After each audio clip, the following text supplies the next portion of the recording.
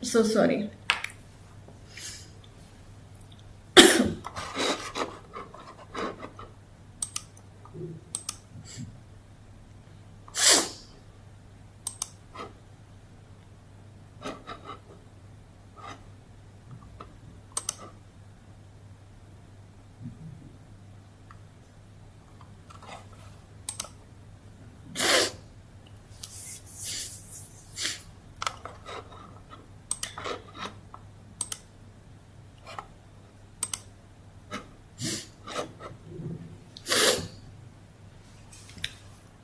Good evening, good evening, good evening. I was just trying to connect few things together. Hi guys, hello, warm welcome each one of you. I hope you're having amazing time, guys.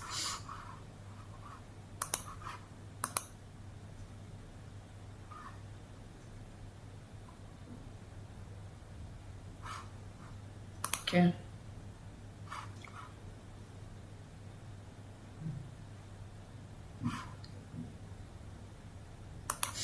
Yeah, here we go. So finally, we are ready. I was just doing some bit of things here and there. So guys, a very very warm welcome to Zbed, and I am back after 2 days. You must be wondering what Where was I all this while? Yes, I was basically on my week offs. As you all know, Monday and Tuesday seems to be my week off, and I was having some good time, as in like just relaxing at home. Had some good time on Saturday, but Sunday was like just rest and nothing else. So hope you all are doing great in terms of health, investments, trading, and everything that's going on in your lives. So what's happening, guys? As you all know, people who have been following me for quite some time, you all know me. My name is Nida Afriin, and I've been associated with this channel past 6 to 8 months now, and it's been an amazing journey that we are on to. From where Zbit was all just in the talks to where it is right now, I feel really happy to be part of this journey where Zbit is finally launched, and it's been almost 1.5 months where we have seen its birth, and here we are. So Zbit is finally there for all you guys, for the lovely people out there. So definitely a one-stop platform where it is offering you some exciting rewards, as well as it is giving you a platform where you can start your spot and futures trading if you haven't explored that option as yet. So before I begin my my session for the day, which is going to be a 4-hour session, that is going to be like, that I come live between 4 to 8 p.m. Dubai time. So before I actually begin my journey, let me just tell you, there are a few things that we're going to talk about. Of course, as usual, we do the market overview, which we always talk about what was happening with the market, what is happening with the market, and what it looks like for the future too, so that we can actually make some right kind of informed decisions when we are trading, when we are just doing spot trading or the futures trading, what not we are doing. So that is something we will be looking into. Apart from that, as you know, I take you through a bit of technical analysis where I show you guys a little of how you can go about in making right kind of decisions while trading. So that is something we will do, and we will talk here and there, whatever is there. So guys, don't restrict yourself, I would say, that to just cryptocurrency. I know some of these talks are just too boring to handle, so please, you can keep your talks towards something else also. So continue doing that is what I feel, and I want to tell you guys. Coming to the market overview of it. So market overview, recent past, just about 2 days ago, we've seen Bitcoin hitting all-time high of 122. What was the all-time high? It was 122k or 123, I don't know. 122k, I guess. So wow, did we even think about from where it was like 0.008 cents, that was the price of Bitcoin, to 122k. It looks too good to be true, right? I mean, it's definitely, it is too good to be true. So I really didn't expect that it has that kind of potential. Trust me. Yes, of course, I was reading all the articles, news, and everything that was happening. And of course, we knew that this July 14th to 18th is all about Crypto Week. We are thriving into the Crypto Week, where the Genius Act, the Anti-CBD Surveillance Act, and the Clarity Act was supposed to take effect, which means the US Senate House was supposed to vote in the House whether or not they would like to pass it, and if they like to pass it, what are the clauses, what are the things they agree with, what are the things they don't agree with, and then everything gets cleared on that front. And basically, once it is regulated perfectly, once it is regulated, it's for our benefit, it's for our good days, that we are definitely heading towards a more safer zone, a more a more protected industry that we are getting onto.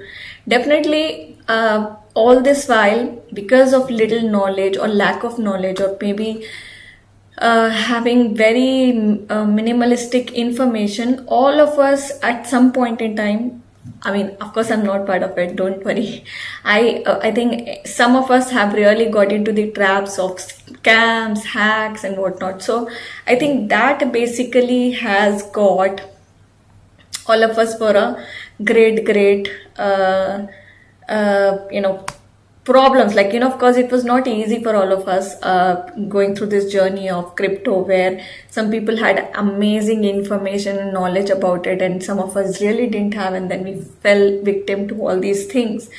So guys, with everything that was moving, whether there were hacks, there were scams, there were frauds that were there in this industry, the government on the go simultaneously took the lead of basically making sure there is enough regulatory aspect to it. Of course, it started with a decentralized a notion or the idea where they wanted to have a government, you know, a financial system without having government to interfere in it. But the decentralized financial system, I know some of them have basically very badly abused it. Like the hackers have completely abused it.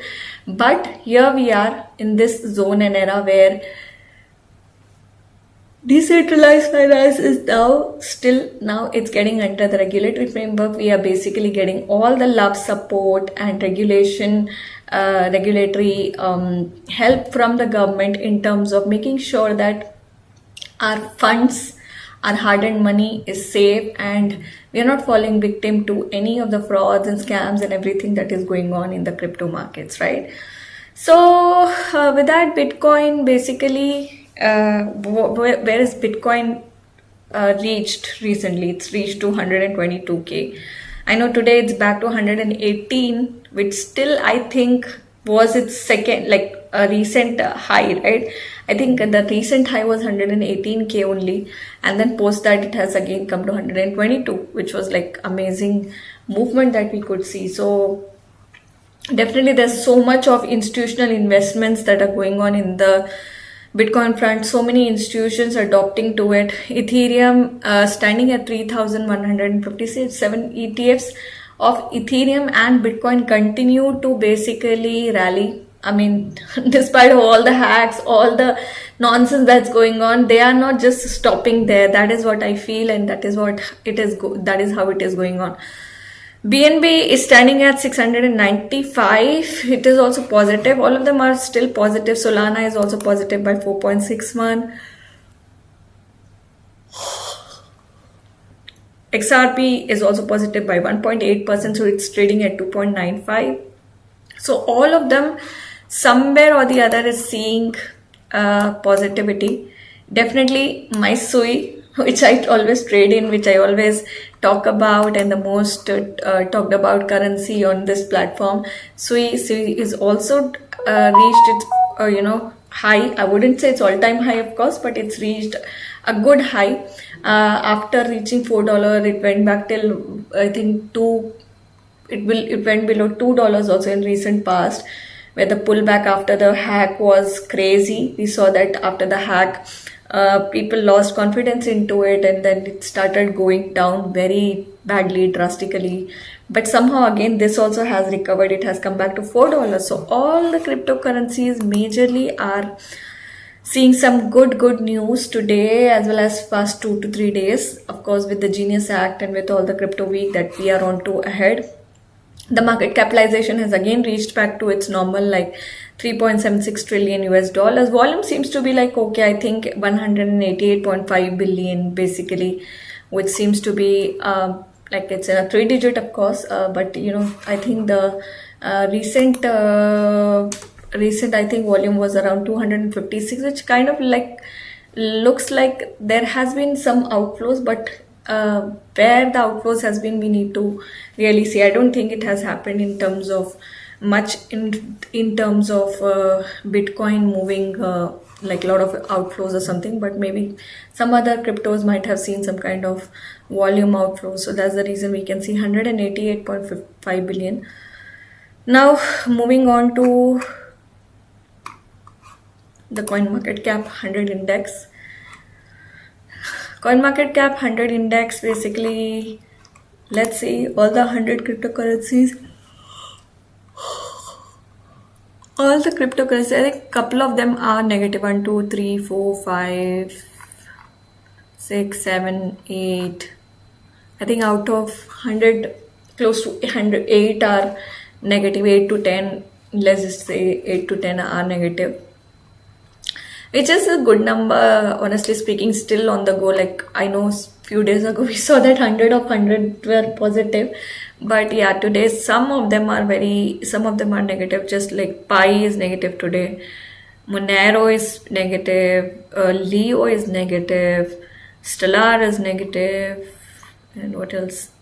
Algorand is negative, 4 is negative, Pax Gold is negative, Tether Gold is negative.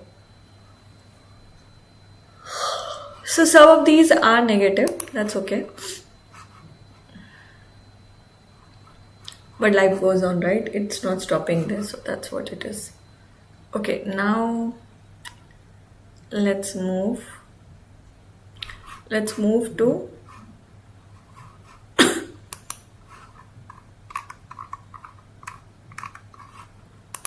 I was going to open Zbit.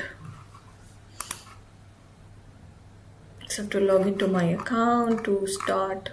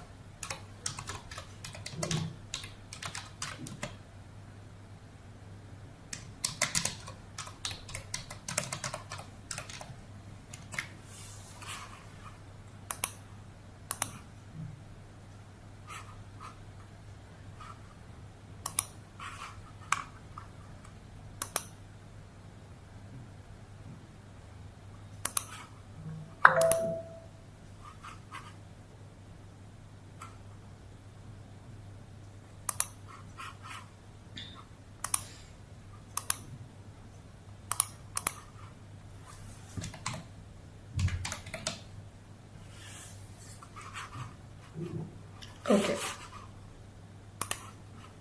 So yes, I can now, once I log in, I need to take it. So here we go. Oh God. Guys, I wanted to show you about the new lottery that I won today. So you see, once you log into this platform, okay, once you log into the platform, whether or not you do KYC, that is a secondary step though. So you can stand the chance to win free crypto, and this is what I won. Like, I won 10,000 Pepe.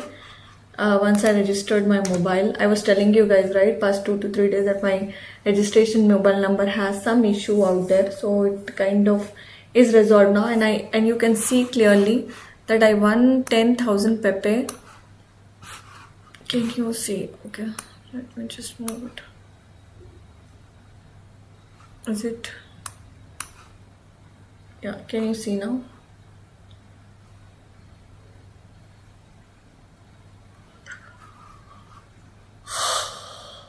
Yeah. So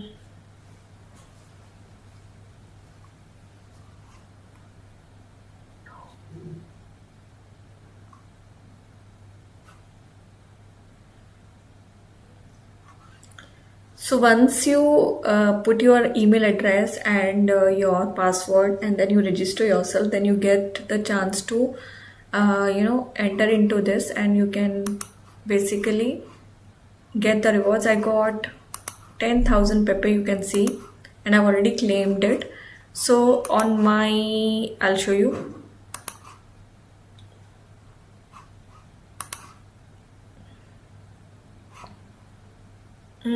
Where is, oh, it's here. So you can see my under my wallet.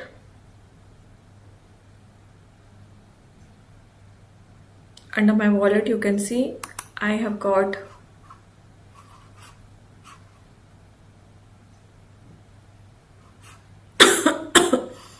wait, let me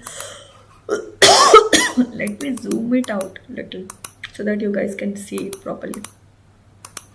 Yeah, I think 80% is good enough. Is it visible?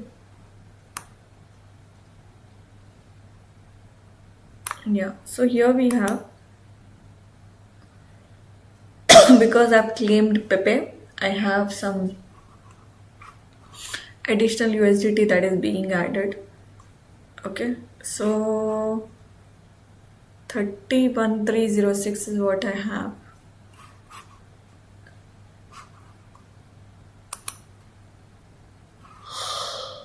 So here is where you have your reward center in your new user lottery. So the moment you join in, you get this opportunity to enter into this particular reward that is going on.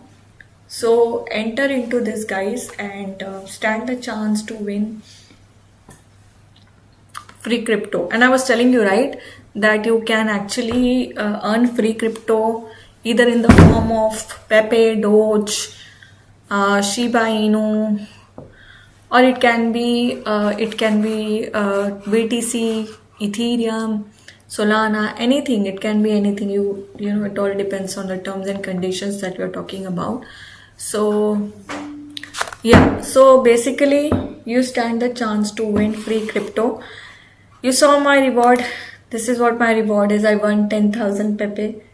So if you have not watched it already, if you have not started, see this. It's live example in front of all you guys. I got 10,000 Pepe as reward. So please go and use this platform. That's my reward. Okay, I got 10,000 Pepe.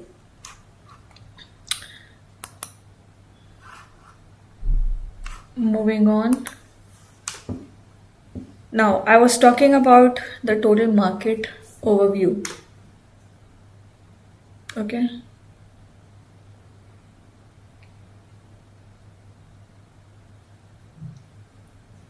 Guys, this is the example of how you can win your reward. See, this is just by putting my mobile number and phone number, and I can show you live example here. In my wallet, I have 30. I was anyways having $30, right? So I got 30.1309 USDT as the reward. So you can see my reward is instantly credited. So you can see it right here. So do you think any platform at the moment is offering any kind of free crypto just like that? Imagine, I mean, I don't think anybody is offering, and if you haven't really explored still now also, trust me, why are you even doing this? I have no idea. So please go check it out yourself and see what is happening on that front. The overall market overview, the total crypto market capitalization hovers around 3.7 to 3.8 trillion, reflecting a modest 1% to 2% daily increase. Bitcoin dominance is steady between 62 to 63%. Where is it? Bitcoin dominance? Yeah, 62.9%. Ethereum holds 10.1%, indicating traders remain cautious but confident. Okay. And what are the key drivers behind whatever the movements are happening.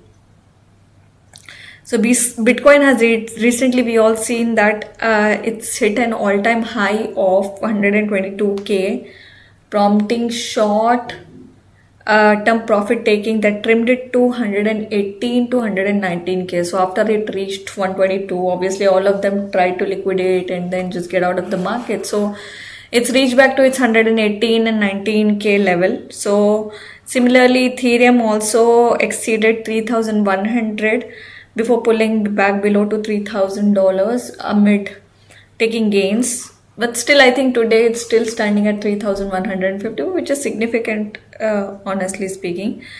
So ETF-driven inflows, US spot Bitcoin ETFs have attracted over 14.8 billion in 2025, with inflows contributing to recent highs. Ethereum staking and stablecoin growth, supported by potential regulation like the US Genius Act, are fueling optimism in the Ethereum market, in the ETH market. So, okay.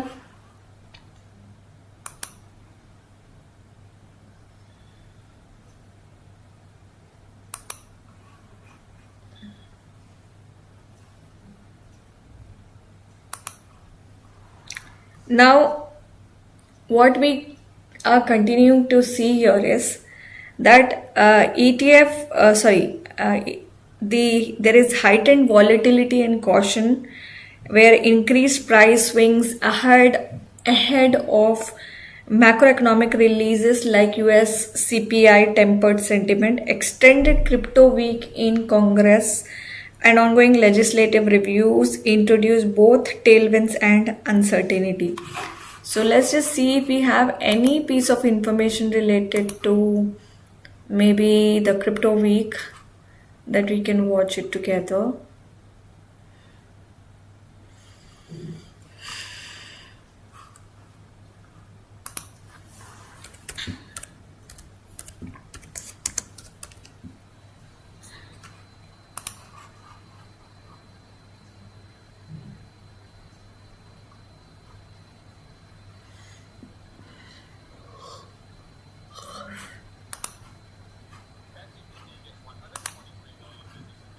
And most people still use it like a toy. Here's how to use it smart. Tomorrow morning, back to our Emily Wilkins on Capitol Hill. Emily.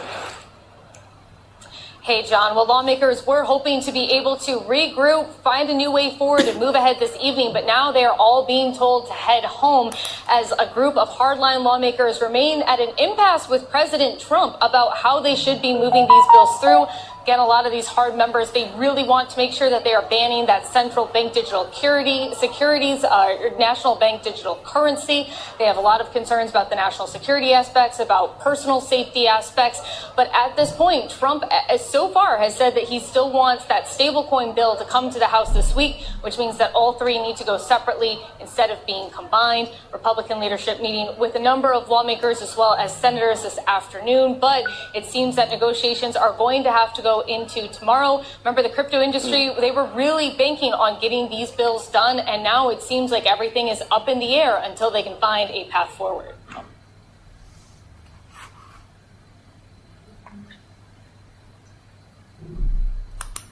Earlier, we spoke with Congressman Brian Stile. We've been talking about it through the show, Republican from Wisconsin and an industry ally who chairs the House subcommittee on crypto.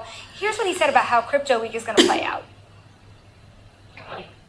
I think what we're going to see is three major pieces of legislation move across the House floor later this week.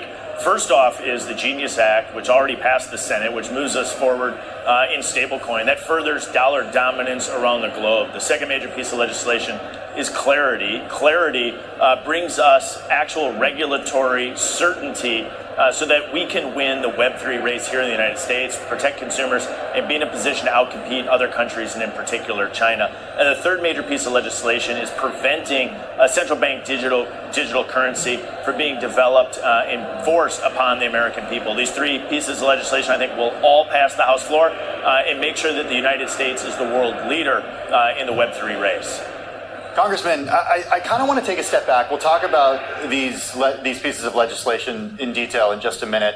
But I think even though this is Bloomberg Crypto, I think there are a lot of people out there, it's fair to say, who are not convinced about the utility when it comes to cryptocurrencies and when it comes to just legislation in this space, that it's necessary. Sell that to the American people. I think what we should do is step back and look at how the United States won the Web 2 race. In many ways, we're all benefited in the United States of America because large tech companies are domiciled here in the United States. It doesn't mean I love all aspects of big tech, but we're definitely benefited by having those companies domiciled in the United States. As we look out and see the coming of Web 3, really with a fundamental principle in blockchain technology, we need to make sure that we have the rules of the road here as this new technology is coming online. Further, what we're currently operating in is not no regulation. What we're currently operating in is poor regulation designed for a previous era. And so what we saw with Chairman Gensler as chair of the SEC under the Biden administration was regulatory action and enforcement actions that were driving forward policy.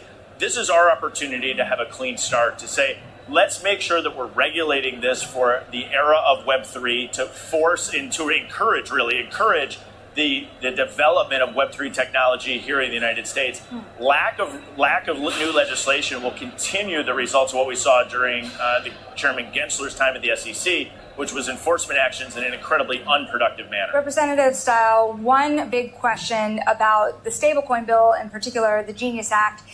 We spoke recently to Treasury Secretary Scott Bessent, who highlighted the ability of stablecoins to be large buyers of U.S. Treasuries. And while on the positive end of that spectrum, that would mean you have another buyer of U.S. Treasuries while the U.S. debt load is as large as it is.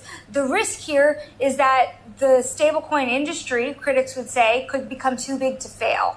How do you protect that industry from becoming so large that it could require a bailout someday? I think actually the regulatory framework will actually reduce and prevent that risk. Why? Because currently stablecoins are growing, but in an unregulated manner. And so we already see them as one of the largest purchasers of U.S. Treasuries. What the Genius Act does is puts in place a regulatory framework that makes sure that we have additional transparency as it relates to the audit, and make sure that they're governed and regulated under U.S. laws. And so what I think we'll actually see is the opposite of the risk that you just proposed, which is if we don't regulate in this space, what we have is the risk that you would have some sort of significant financial challenge. What we're doing is putting regulations in place to try to limit and prevent future risk. Congressman, let's talk conflicts of interest and what these bills do in order to prevent conflicts of interest, not just in the executive branch, but also with members of Congress. What would you say to critics who say, wait a second, we're seeing a lot of people in Washington get wealthy when it comes to crypto? How do we make sure that there are no conflicts of interest here? This bill does put in place a new conflict of interest regulation on federal executive workers. But what this bill really does is put in place a regulatory framework across the board that protects consumers and puts the United States in a position of leadership in the crypto space and the Web3 technology. And so there's always conversations on Capitol Hill about ways that we can improve the ethics framework here on Capitol Hill. I'm involved in that conversation. I think we can do more as it relates to members of Congress. This legislation, though, is focused on putting in place a regulatory framework that will ultimately protect consumers and make sure that the United States is the world leader in the crypto and Web3 race. Our own Bloomberg News team reporting last week that Donald Trump's personal net worth has remained relatively unchanged since retaking the White House, but the makeup of that net worth has changed. Licensing deals and crypto ventures have added at least $620 million to his fortune in recent months. Are there any conflicts of interest there? Well, I think you see as a president that's engaged in this space. I think that stands in stark contrast to when President Biden was in the White House and Gary Gensler was engaged in enforcement actions against the crypto industry. And so the president is making his own decisions in that regard. This legislation is focused on a broader regulatory framework to make sure, again, that we're protecting consumers and allowing the United States to win the Web3 race. And so a lot of people, obviously, on the left are making all sorts of arguments as it relates to President Trump. What we're focused in is on the underlying policy, and that's focused specifically on the regulatory framework of the broader crypto industry, Web3, blockchain technology, and making sure that we're winning this race. Did you know it costs you only 5,499 dirhams to start your own business? That's right, with InZone.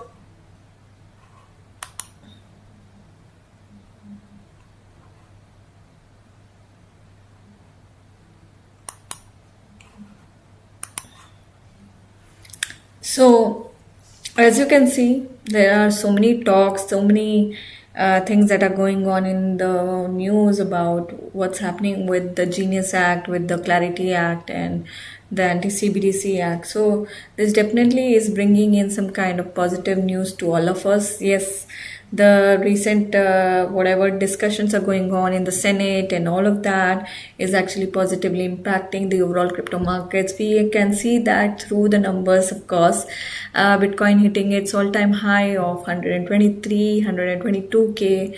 So everything, the positive outcome of it is definitely seen in the the numbers out there, the prices of it, where the investors' confidence has increased and people are continuing to invest into crypto. That is how it is, and that is how they are basically making profits. And definitely it has again come back to its 118K range. So you have seen ample information right now, and I was going on telling you guys, like, I think before I went on to my week off, I was telling you guys that whatever happens in the Senate House, or the outcome of it can be both positive or negative depending on how it will turn out. And of course, the regulatory framework means more confidence for the investors, more confidence for the traders. So it is definitely from my point of view, it was always positive news, and that is what we have seen. So now, what are the things that we need to watch out during this phase? Is like key levels to basically watch is, of course, short-term support, which is sitting near 117 to 18K for Bitcoin, with resistance zone at 122 to 123K. This is what new support and resistance that is being created on the Bitcoin front. On the Ethereum, coming back from 3.1, the key support is around $3,000, and we may see resistance near 3,200 to 3,300. So the overall crypto fear and greed index, we know that it's in greed territory, somewhere between 70 to 85. I guess what is the greed? Okay, 68 is the rating, signaling bullish but cautious sentiment. Market volume, as you know, remains high, 180 to 200 billion, though slightly down from recent peaks, reflecting the profit taking phase. So that is on the market overview side of it. Coming to what can we expect next because of whatever is happening is what we need to know.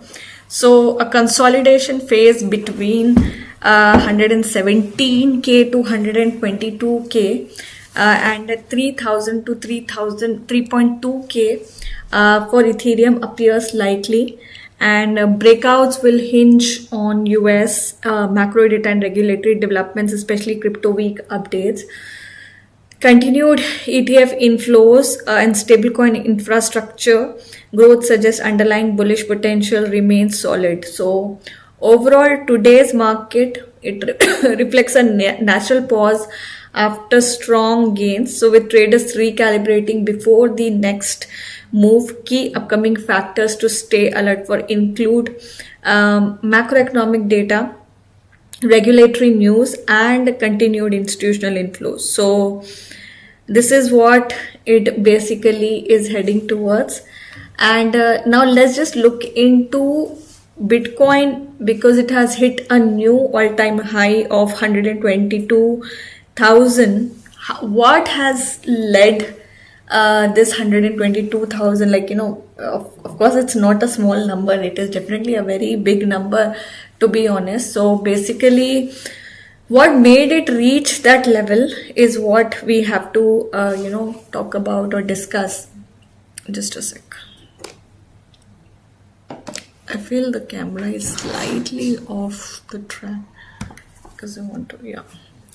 Now let's just see US spot Bitcoin ETF, especially from BlackRock IBIT. We know that BlackRock IBIT recently has bought under 1.1 billion US dollars of worth Bitcoin, and Fidelity also have seen some significant ETF inflows.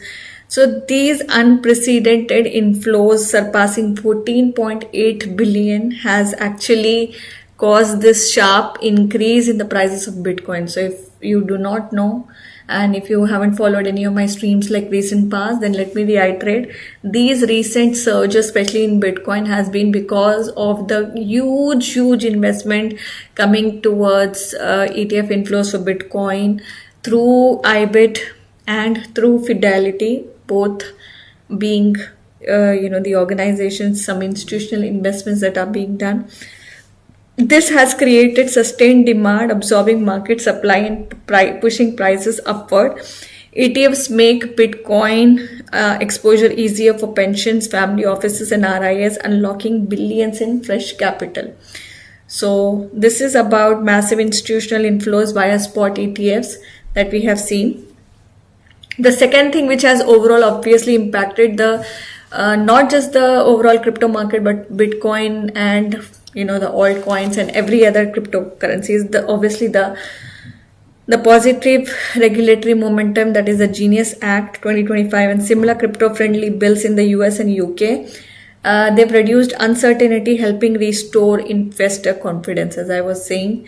And institutional investors who were previously hesitant are now more willing to engage because there is proper framework around. Now the investor confidence is building up, and we are continuing to see the inflows in the investments. Third thing is, of course, Bitcoin halving effects. The April 2024 Bitcoin halving cut block rewards from 6.25 to 3.125. We know that every 4 years Bitcoin halving happens, and because of which the supply of Bitcoin becomes less and less as we go about, like every 4 years, because of which the prices obviously tend to increase because the supply becomes less and the demand becomes more. So that's why we continue to see that, reducing new supply entering the market. Historically, Bitcoin rallies hard 6 to 12 months post halving, and the current surge matches that trend. So this is how it has been. After it actually get into this halving rally, it basically sees about 6 to 12 months post halving, and then the current surge matches that trend. Now moving on to the whale accumulation and supply shock. On-chain data shows long-term holders and whales accumulating during dips, refusing to sell at lower levels. So other than that, the reasons are, of course, whale accumulations. On-chain data shows long-term holders and whales accumulating during dips, refusing to sell at lower levels, and obviously this created supply crunch where demand far outpaces available BTCs on exchange. So that's on the thing. First thing, massive inflows on the from Bybit and Fidelity, sorry, not Bybit, BlackRock and Fidelity. Then positive regulatory outcomes, of course. Then Bitcoin halving events that definitely has impacted the overall markets. And then there is whale accumulation and supply shock, which definitely long-term holders and whales accumulating during dips, refusing to sell at lower levels. So obviously these are the factors that are overall impacting the crypto markets at the moment. Now, weak dollar and rate cut speculations, weakness in the US dollar index, and expectation of federal rate cuts made Bitcoin attractive as a hedge. So of course, when US dollar index has seen some kind of weakness, then there is expectation in the sentiments that the federal rate cuts, obviously the federal rate cuts are in picture, which basically has seen simultaneously the US dollar weakening, because of which the Bitcoin and other cryptocurrencies have become very attractive asset during this phase. So this is what it means. And then investors are obviously seeking alternatives to fiat-based assets due to inflation and low real returns. So this is another factor driving the crypto markets right now. So far we have seen, first and foremost is of course the BlackRock and Fidelity's large inflow of around 14.8 billion US dollars, then Bitcoin halving events, then the Genius Act, that's going on.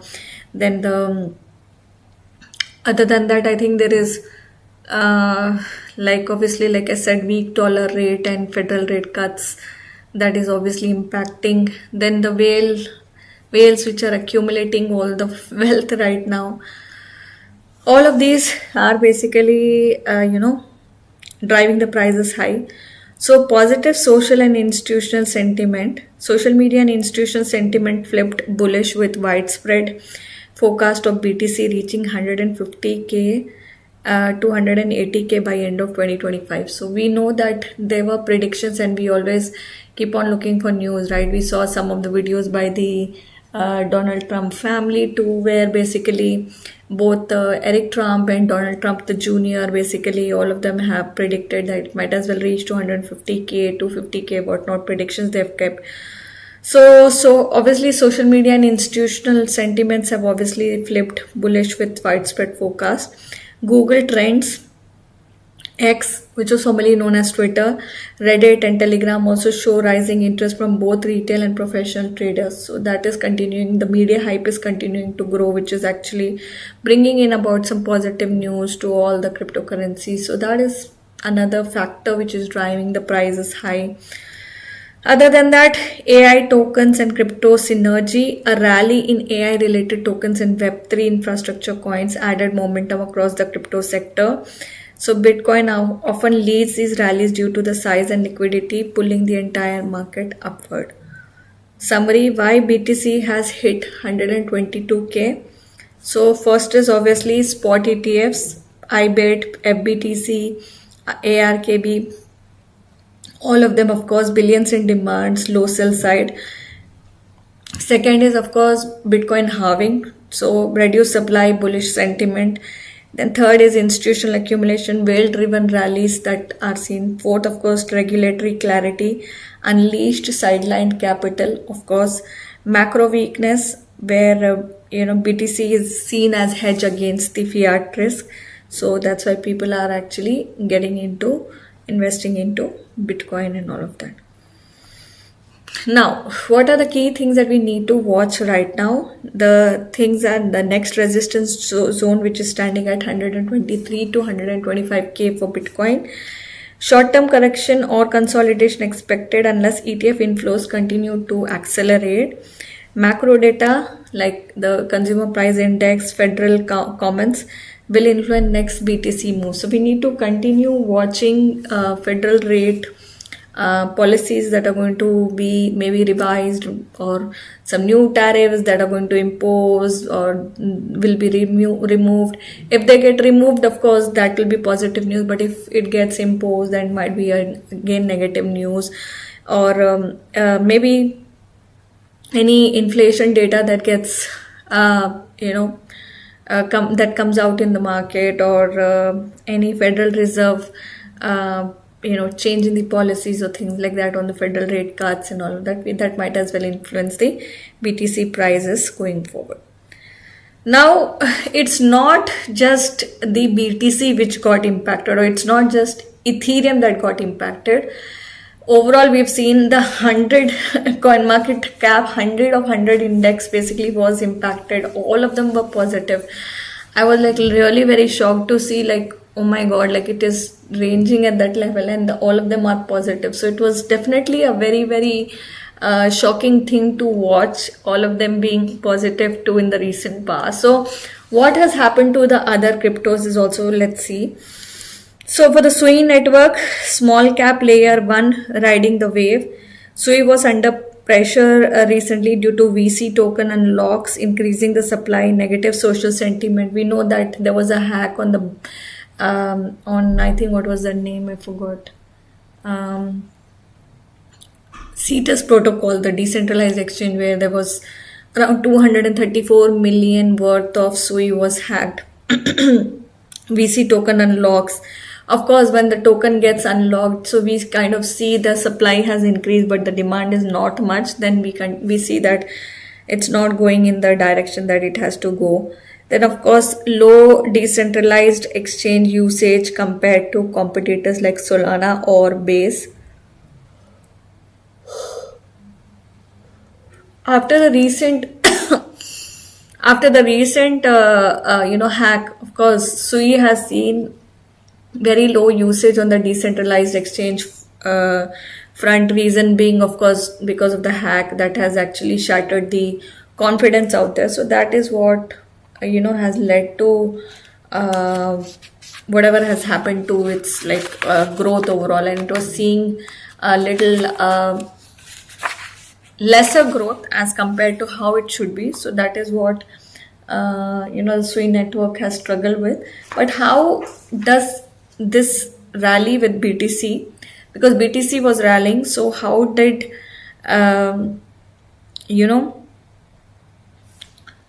BTC rally during this period? Like,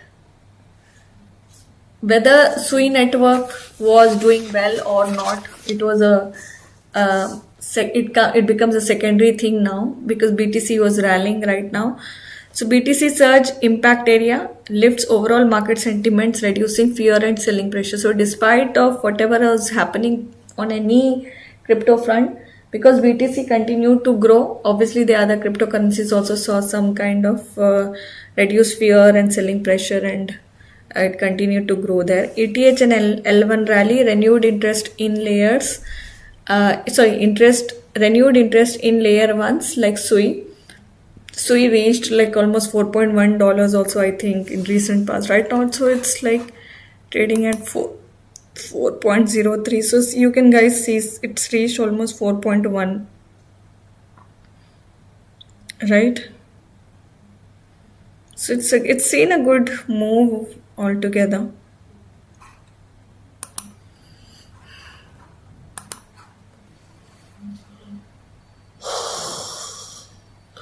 Coming to the risk appetite, BTC gains pull capital into higher beta assets like Sui, and volume spike. Sui pairs on Binance and OKX seeing 18 to 16% more volume today. So there is enough confidence on the other side of the story, like other cryptos as well. So especially Sui is seeing some significant change. That is what is happening. Now, key levels to watch: resistance stands at 1.02 to $1.10.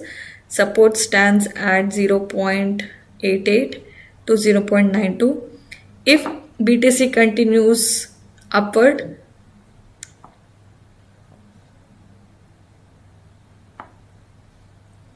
no. Sorry, guys. These are not the words actually.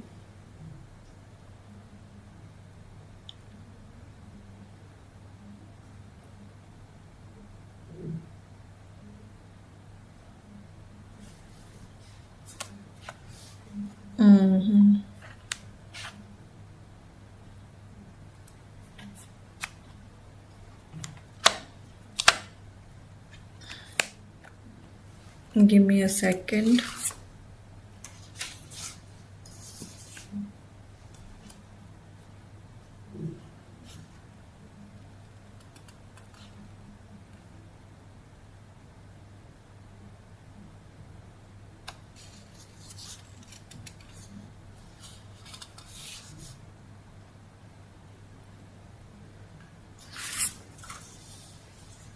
Okay, looks like some wrong piece of information, I'm sorry. And the numbers are definitely not what they should look like. Just a sec.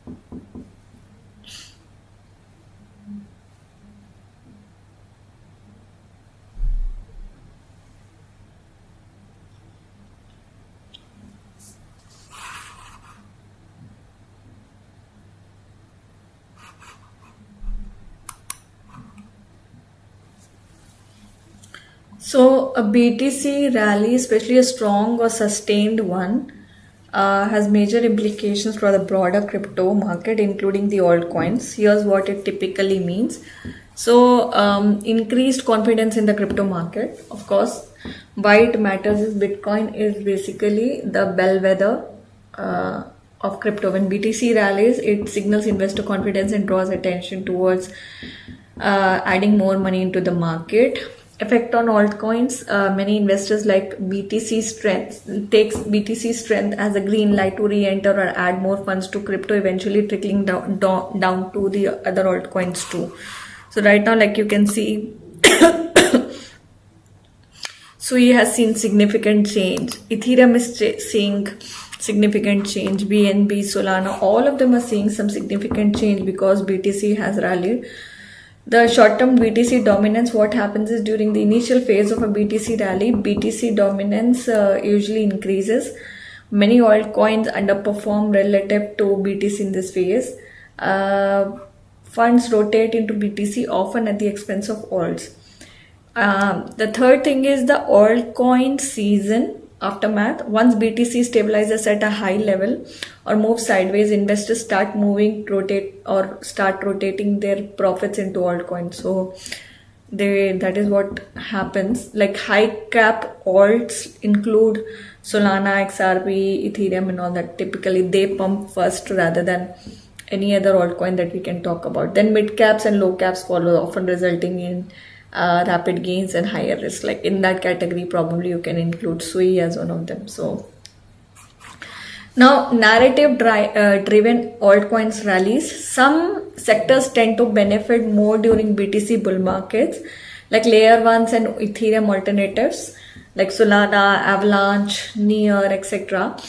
Under the DeFi tokens, Uniswap, Aave, etc., they can kind of see some significant changes.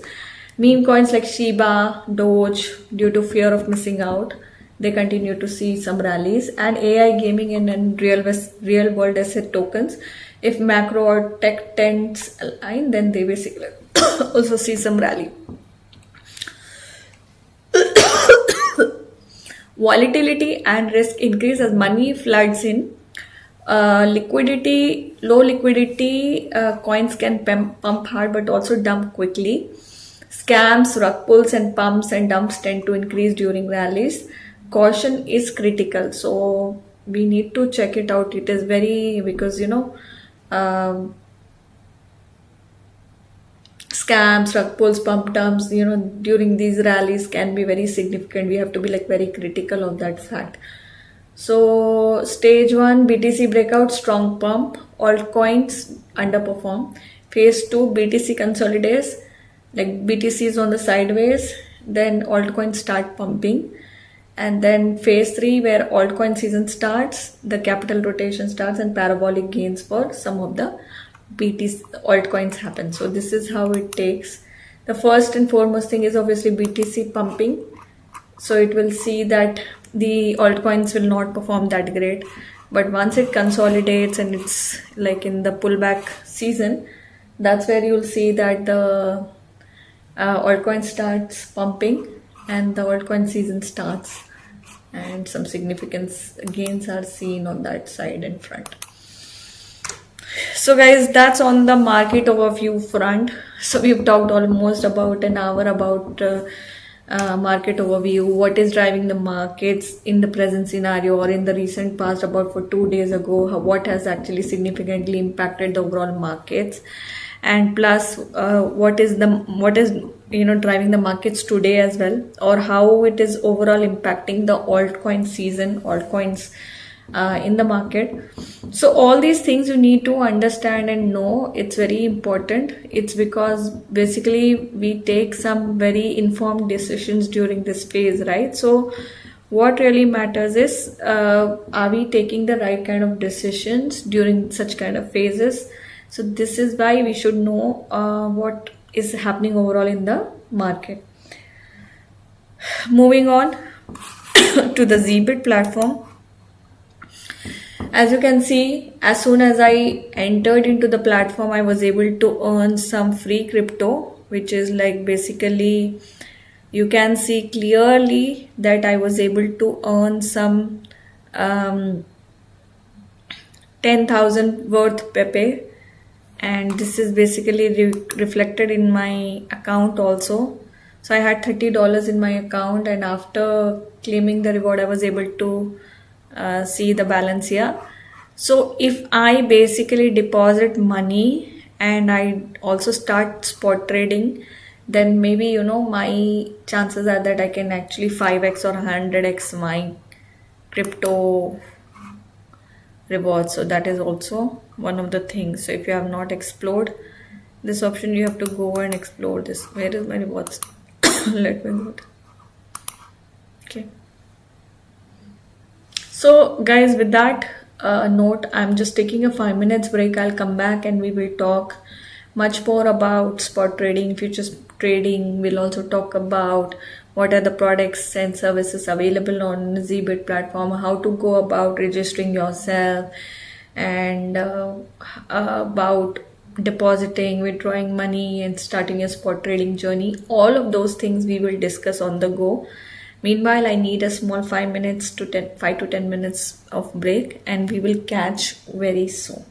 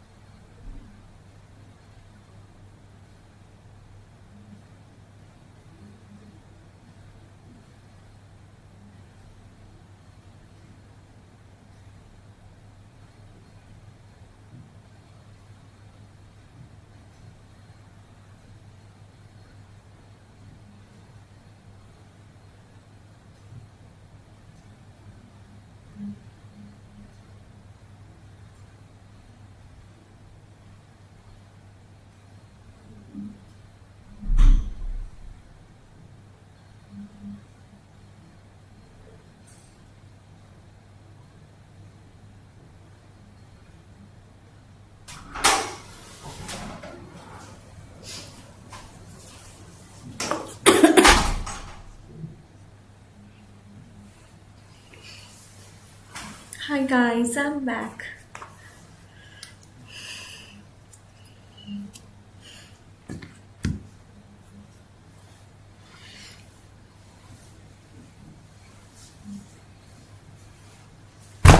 Oh, sorry.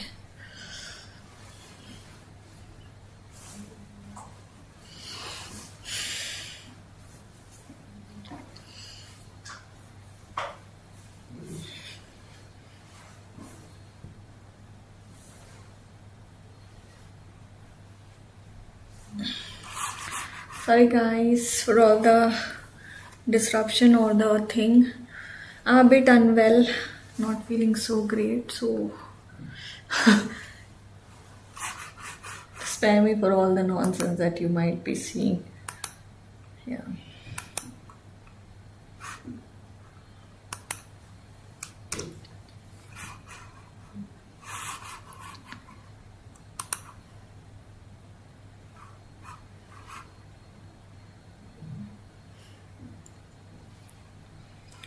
So once you get onto the Zbit platform, okay, shall I take you?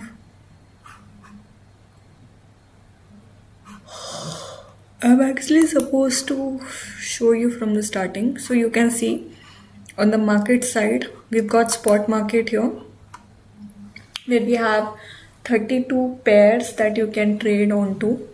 Okay, so there are 32 pairs on the platform that you can trade, and there are basically in the futures there are almost 72 pairs that you can trade on. Okay, once you go to the spot trading side of it, here is the chart area that you can see. Okay, you have all the indicators that you need, and you can remove them also. So there are 3 added right now. On your right side to this side, it is the order book. All the red color, all the red color orders that you see are all sell-offs, and all the green ones are basically buys. So these are all the buys and sells going on right now live. So these are all aggressive orders. They are not passive orders. I mean, it can be a combination of aggressive and passive orders. Now you might be wondering what is aggressive and passive order, right? Let me explain to you what aggressive and what passive orders are. Aggressive orders are the orders which are created on the market price. Now, for example, BTC is trading at 118, 589 as I'm talking about to you guys, 598 change. So this is what market orders are, like, at the market rate, are what is called as aggressive orders. And suppose you expect that the price of BTC will go further down to 117, 16, 15, whatever you think. Then in that case, if you're setting an order which is much lower than the market price, then that is called as the passive order, which will execute at a later point in time. Okay, that is what it means. Now,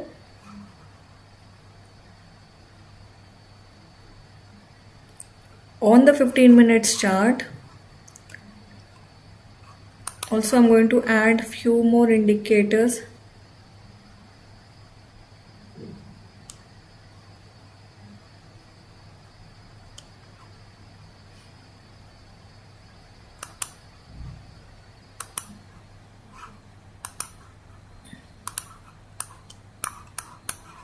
Okay, let me remove the drawings.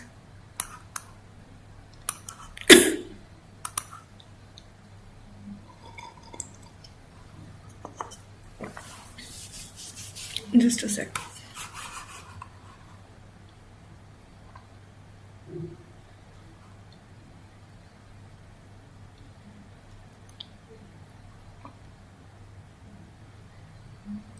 I'm going to change this to 30 minutes.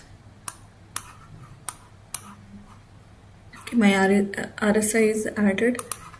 I'm going to add my MACD.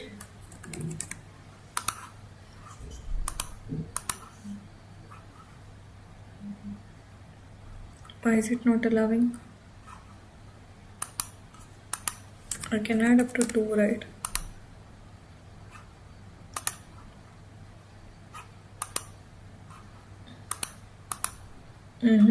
Something is wrong today.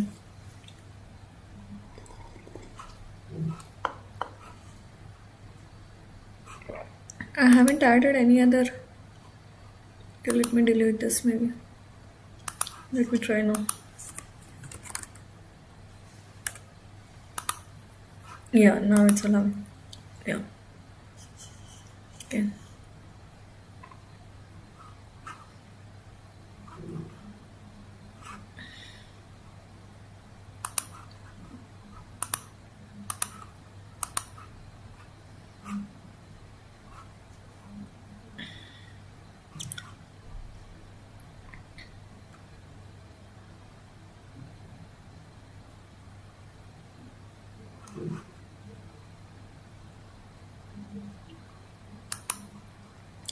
So this information on the top corner, as you can see, is very important. You can see here it says that opening has been at 118,622. Its high till now has been 118,745. Low has been 118,414. Close 118,719, which I believe close is still not come, but still I don't know this information, how far it is accurate or whatever it is.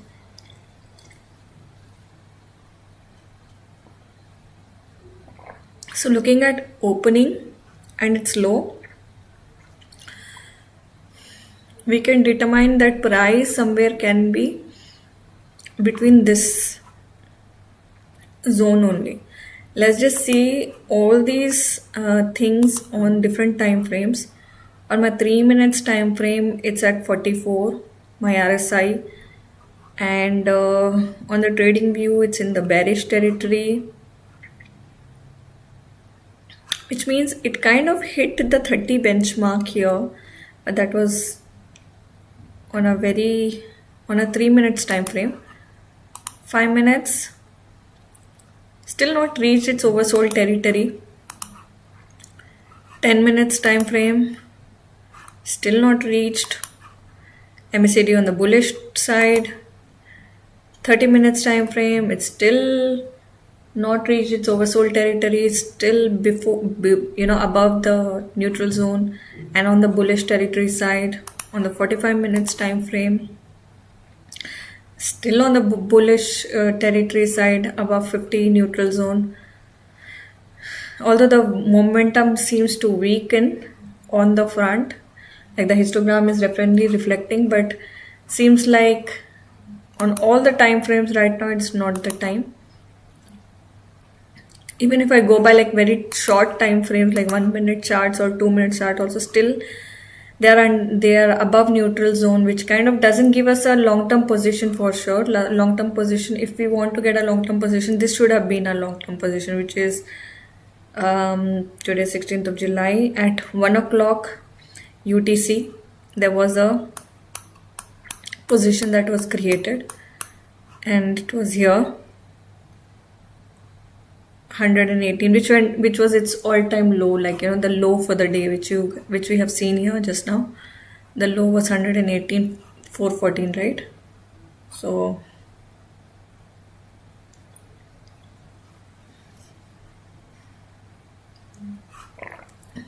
let's just take a buy trade here at 118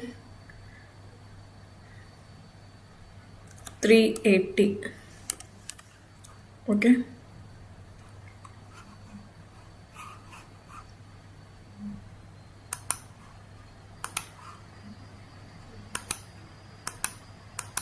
and I want to use all my USDT. Can I use it?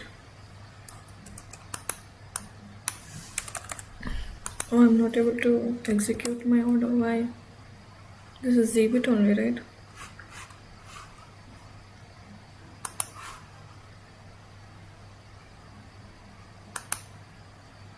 I'm not able to buy, I think.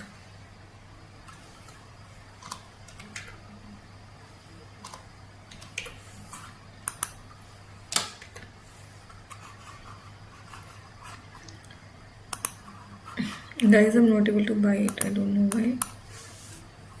I wanted to buy BTC.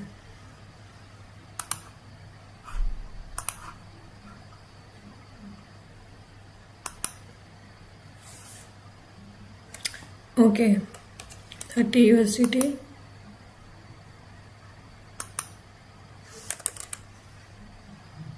Even we are 30 USDT.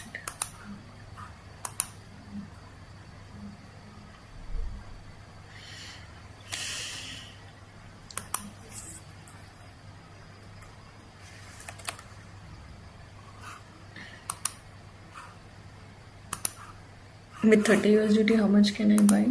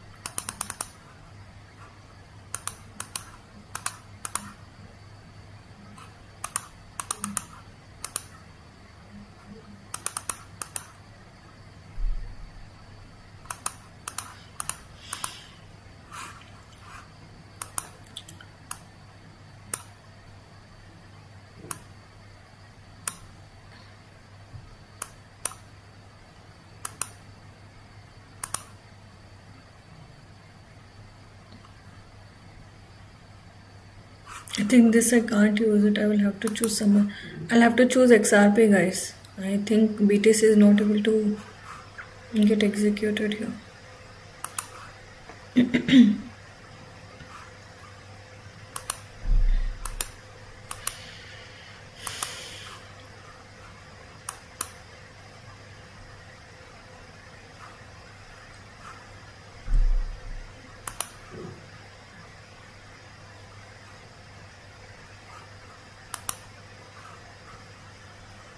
I'll have to open XRP chart here.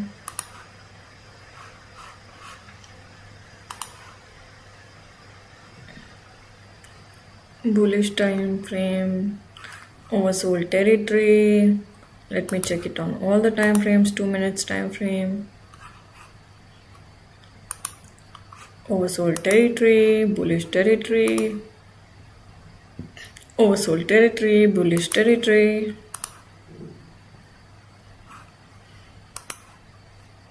Oversold territory, bullish territory. Oversold territory, bullish territory. Sorry, I'm saying oversold. I'm extremely sorry. It should be overbought actually. Overbought territory, bullish territory. So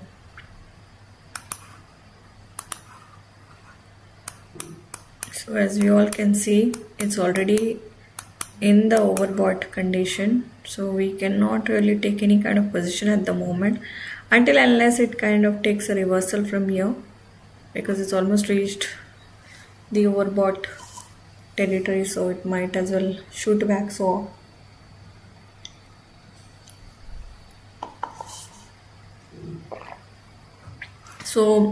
as of now we can see its low was 2.95. So probably we can keep our order, which is our limit order, at 9.5.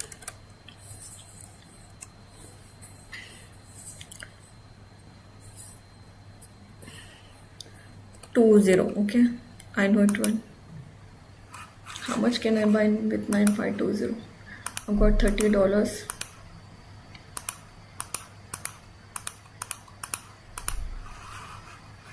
$10.16 XRP I can buy.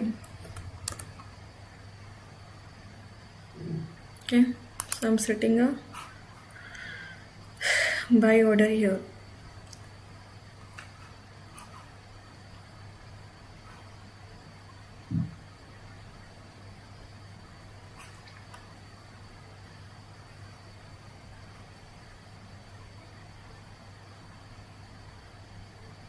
No.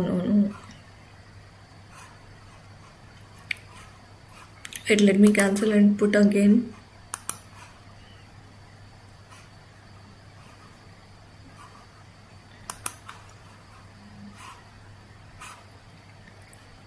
Sixteenth of July, right? Yeah, since this day. So its low was still 2.87 also.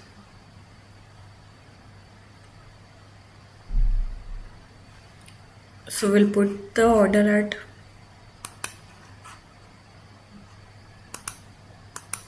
2.86 or 85 maybe. I don't know how many will I be able to buy with 30 USD.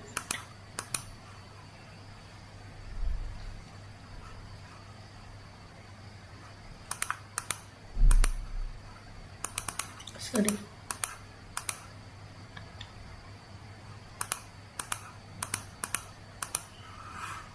$10.5152, sorry. Okay. The price is at 2.9. This is for my short position actually.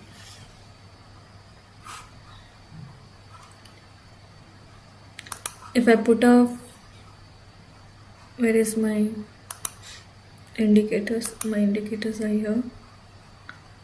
If I put my moving average here,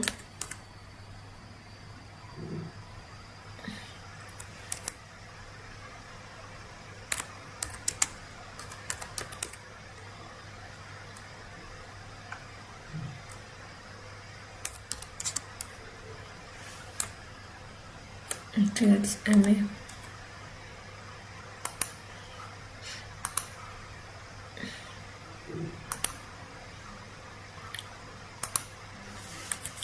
5 days moving average.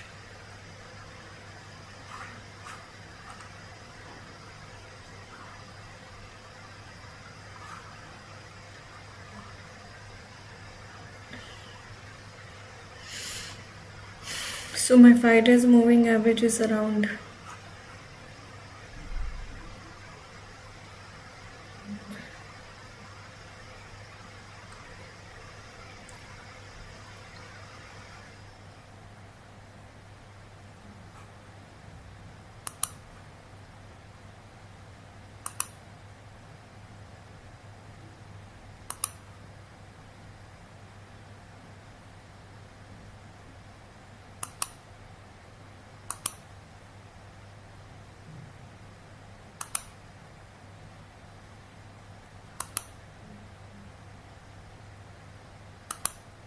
9.5.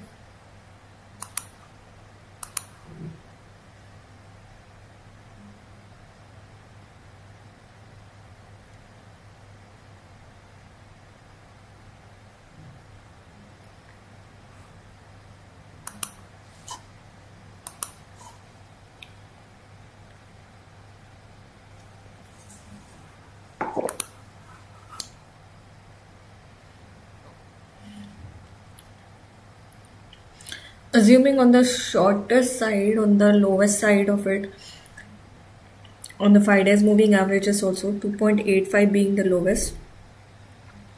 If you take the trade at that level, which I believe on the charts, let it pull back is what I feel.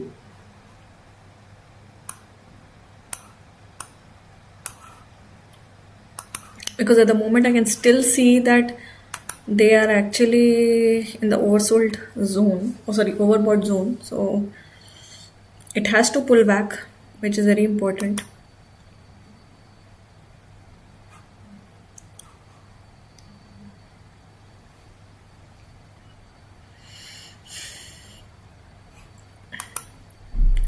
The predictions for XRP looks like good. Only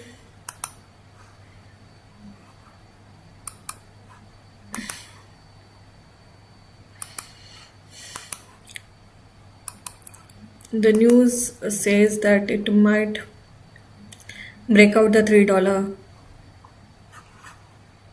pump.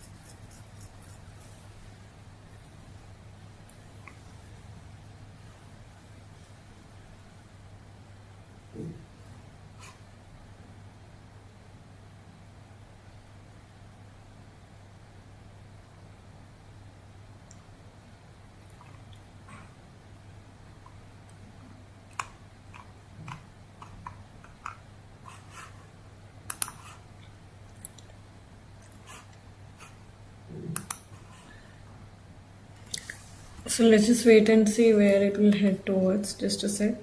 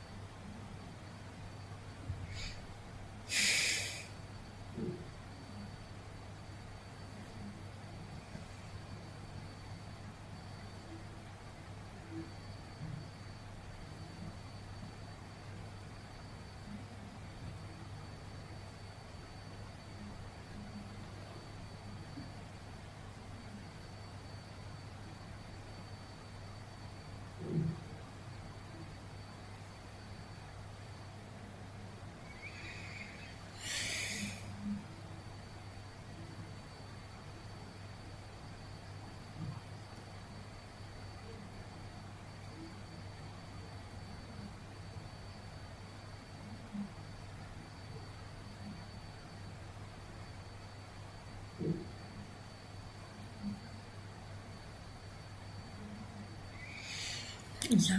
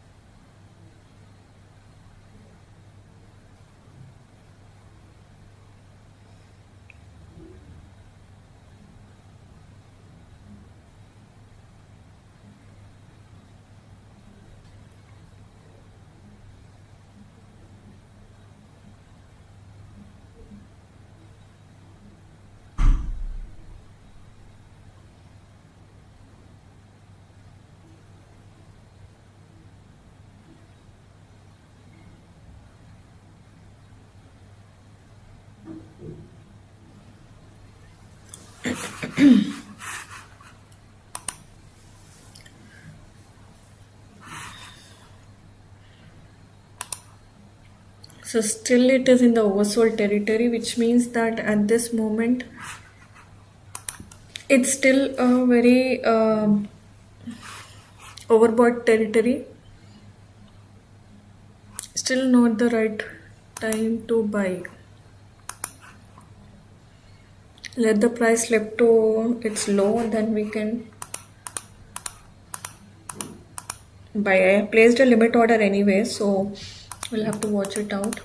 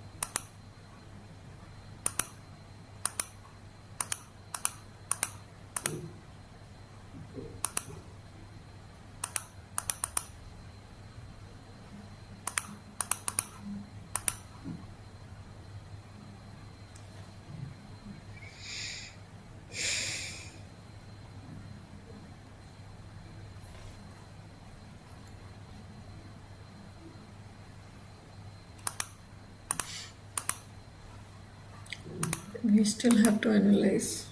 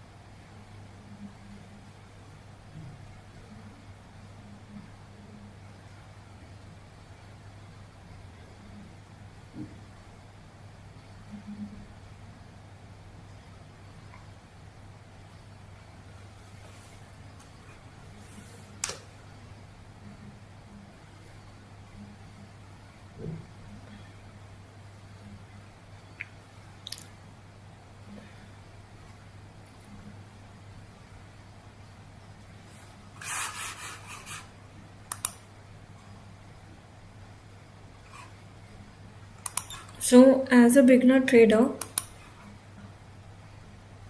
now the risk of appetite and the capital that you would like to put into totally depends on you. While futures trading gives you the option of leveraging, which means you can borrow funds from the exchange platform, but that doesn't mean that you're getting it free of cost. You of course have to pay back to the platform, but you can leverage it like up to your level. It is not there's no limit to it. Like you can see in the futures trading, the leverage is up to, wait, let me open.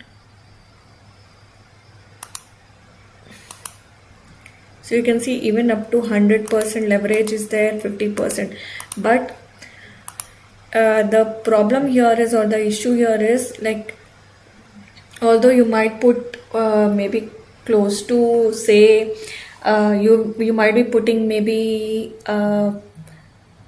like say $100, and you're taking leverage up to 100%. So how much will that be?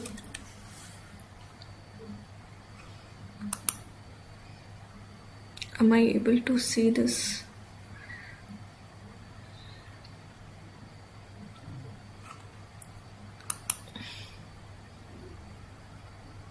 So if in case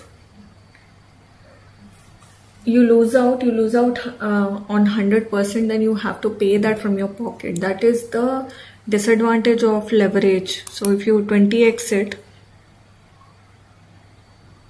so you see here, it's giving you 75x, 60x,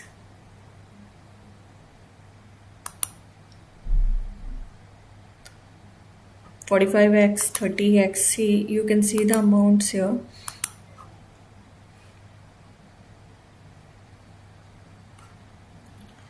I don't like myself getting into futures trading. Reason being, I don't like taking that kind of risk. I make very calculated risk, so that's why I always take very minimalistic kind of risk. So that is how I do it. But the difference between the spot trading and the futures trading is leverage only, where here you don't have to put all your hard-earned money, but yes, the risk associated with it is as equal, or it is in fact more riskier than actual what do you call, than actual spot trading. Because if you lose, you make good amount of money, but if you lose out, then you have basically not just your own loss that you're supposed to incur, but you're also supposed to pay the one which you have borrowed, the funds, the leverage that you have taken. So if you have leveraged say 10%, 20% extra, you will have to pay. And if you gain 10%, 20% extra, which is also the beauty of it is that. But at the same time, the sad part of it is this, that it cannot actually can make you like lose out on all the money too. So that is why I'm not a very big fan of it. I don't know what you guys think of it. So we've still put our order at 2.85 and just kept it like that. So we have not executed the order still. Let's just see.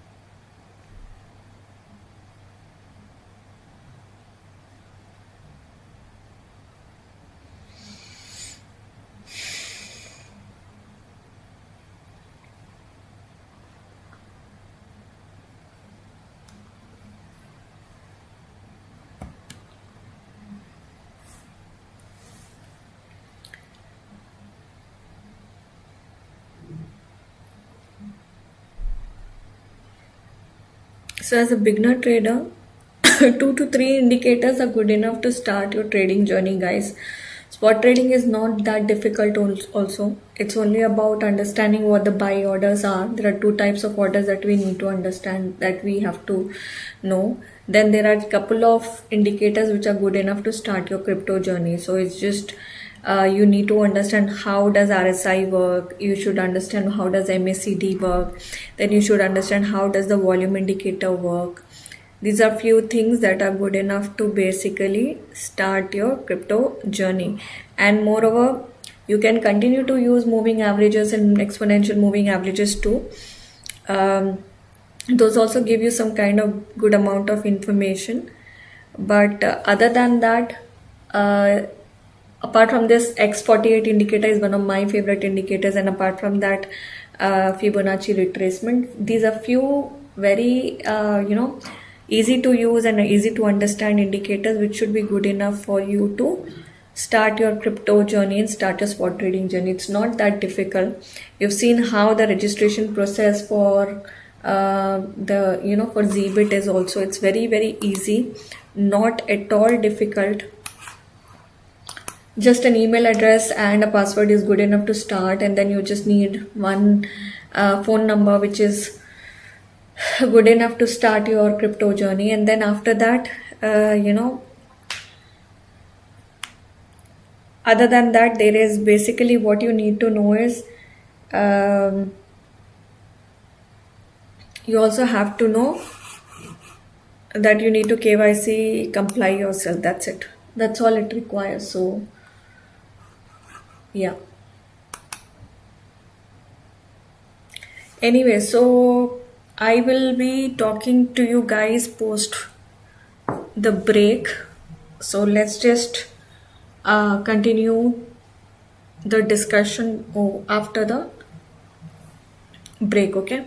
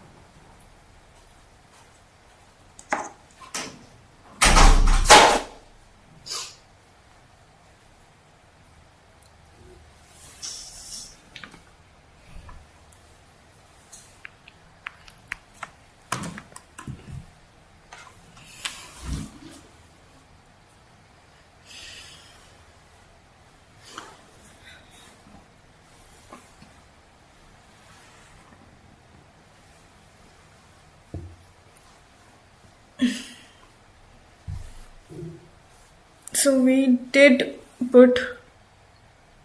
Oh, sorry, I'm so sorry. So we did put a stop loss.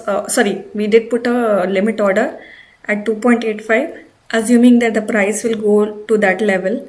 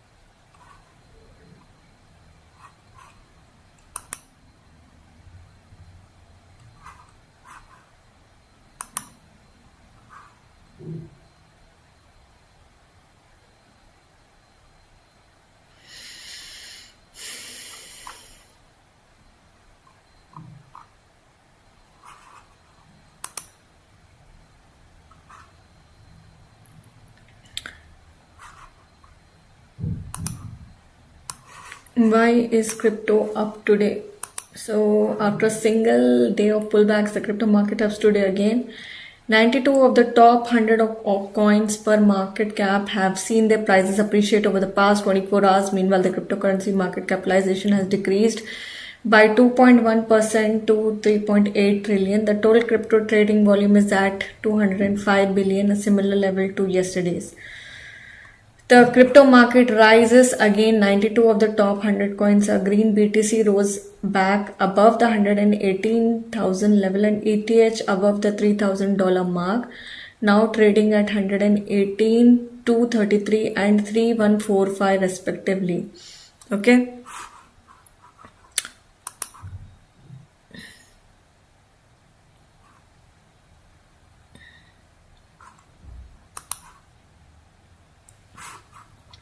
Market sentiments remain in the greed zone, signaling a willingness to invest. US BTC and ETH spot ETFs recorded positive flows for more than a week straight. Without sustained fresh demand, this selling pressure could keep prices range bound rather than driving a decisive breakout. Without a broad shift in the institutional sentiment, it is unlikely that inflows alone will propel Bitcoin to 150,000 swiftly. Crypto winners and losers at the time of writing, all the top 10 coins. All the top 10 coins per market cap has increased. Bitcoin is up by 1.1%, rising back above 117,000 level, currently trading at 118. Ethereum saw the highest increase in this category. It's up 5.8% to the price of 3.145. Dogecoin 3.3% is the second highest increase. It now trades at 0.1974. Tron increased at least, it's up to 0.4% to 0.3008. In the top 100 coins category, Pump.fun, Pump appreciated the most. It's up by 11.2% to 0.06593. This is the only double digit rise Artificial Superintelligence Alliance, FET, is next, having gone up by 9.8% to the price rise of 0.7578. Fartcoin almost fell the most among the 8 red coins. It's down by 4.6%, changing hands at 1.2%. Next up is White Bitcoin, which decreased by 2.1% to 44.31%. Meanwhile, several pieces of crypto legislation in the US failed to move through Congress on Tuesday. A group of House Freedom Caucus politicians voted against the bill, arguing that, among other things, the crypto bills did not sufficiently address problems surrounding central bank digital currencies, along with other concerns.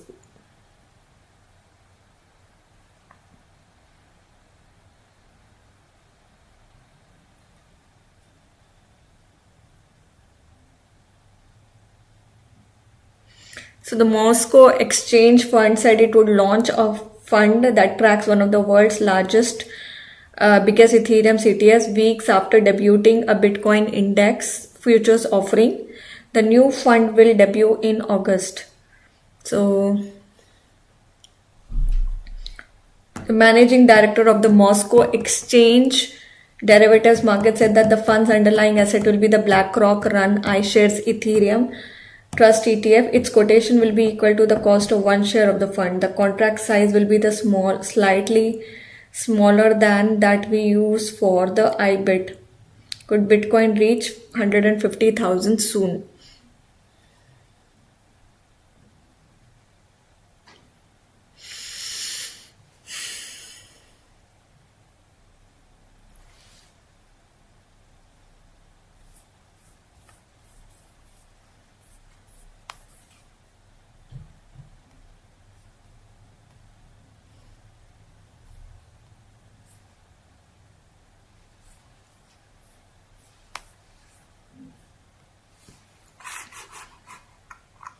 So we saw it already today, guys. So much has been happening.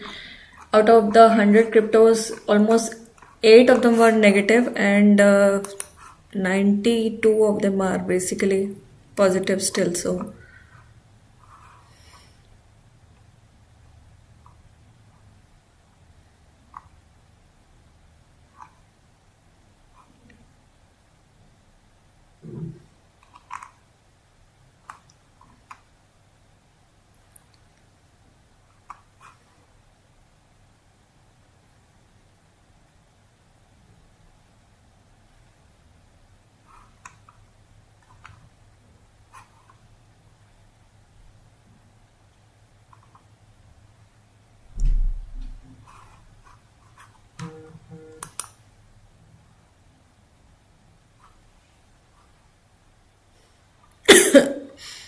Hyperliquid is negative.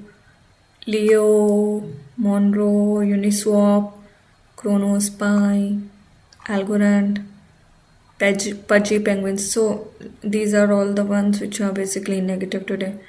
Pax Gold, Fartcoin. A list of almost 8, close to 8 of them are actually negative, right? So yeah.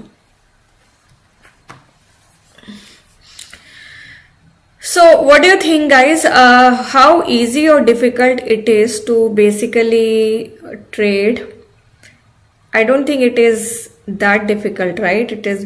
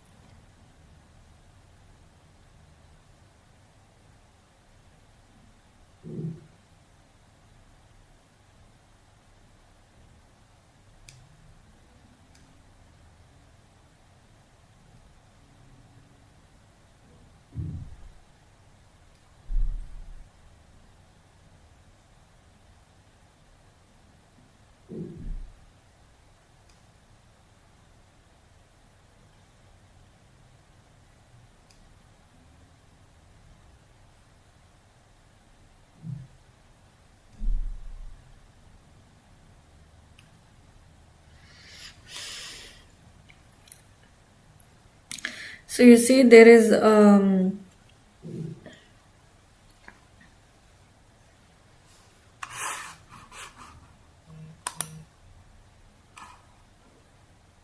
so all that you see on the screen is what we only need. We don't need too many things to understand. And especially when it comes to spot trading, it's that easy. Either you make a market order, you make a limit order. That's all it takes, and that's how you actually start your spot trading journey. As I was, telling you guys before going on to the break, that there are few indicators which are good enough to start your spot trading journey.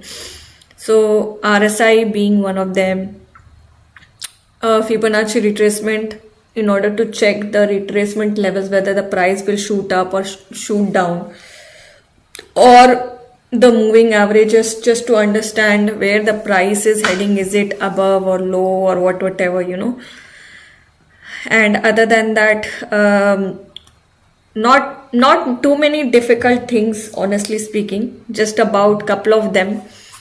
And now that we are on the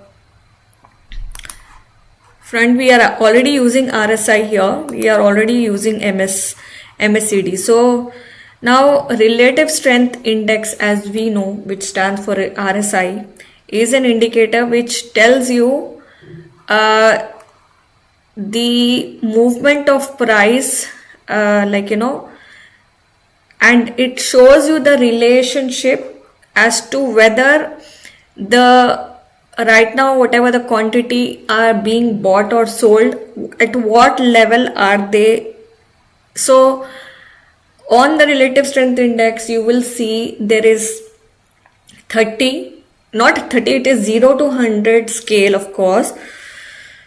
And if RSI, if whatever you see, the graph, that the graphical representation that you see, it's actually showing you the the calculations out here on the scale above 70 or less than 30. Because for us, the important thing is we have to understand that there are two things only.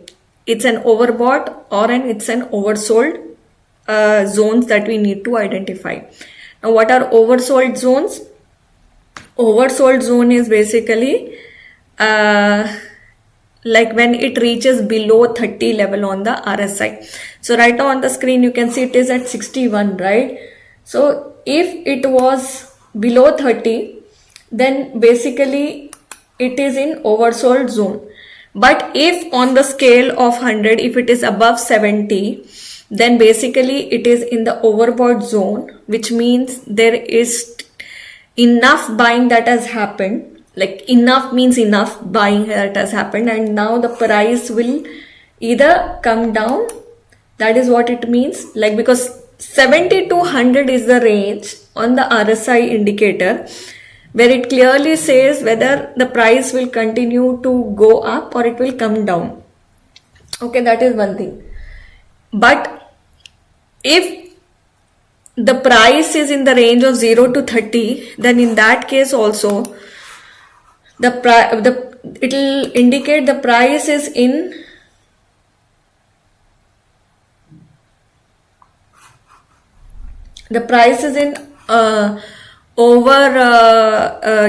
oversold condition, and then the price will tend to reverse after it reaches that oversold zone.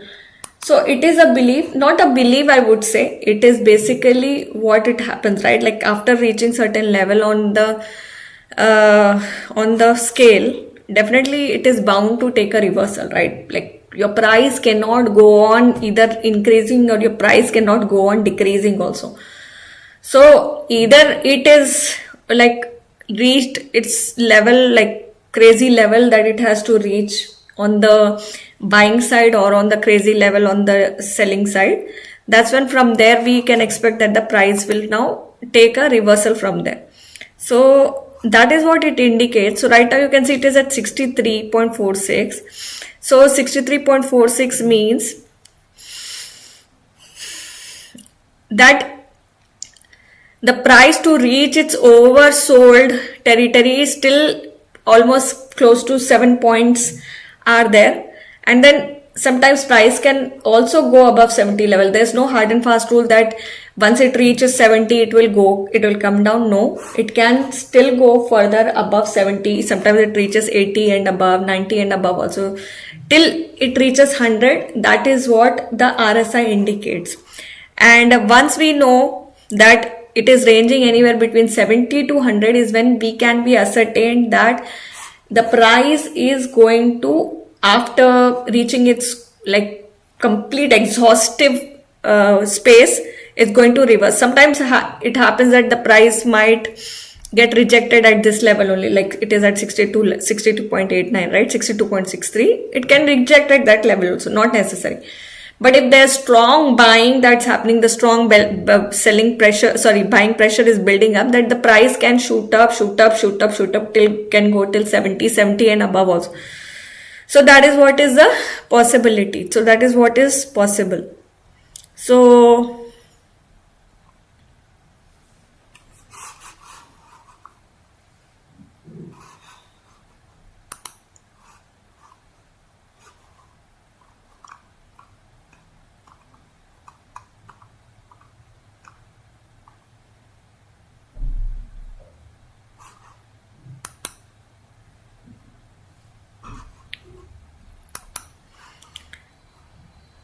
I hope RSI as an indicator is easy to understand. And if you guys don't understand what RSI is all about, I have done couple of live streams where basically I've talked very, very deep about what RSI is all about and RSI indicator and all of that. So you can look for that information, and also you can look for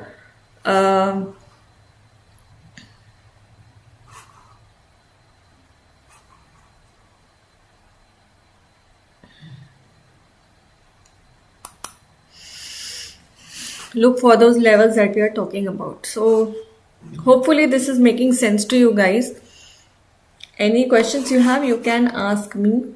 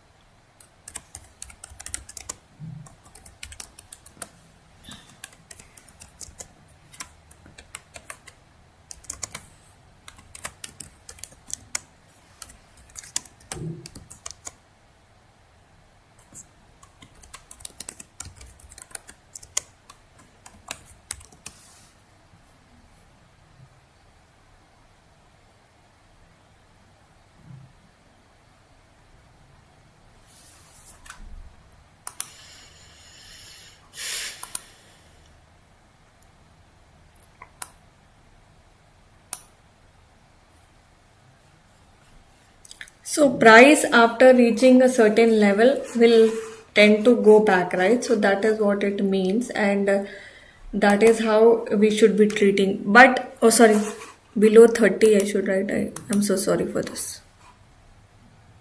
I didn't see I wrote 70. Sometimes I do this stupid mistake. Yeah.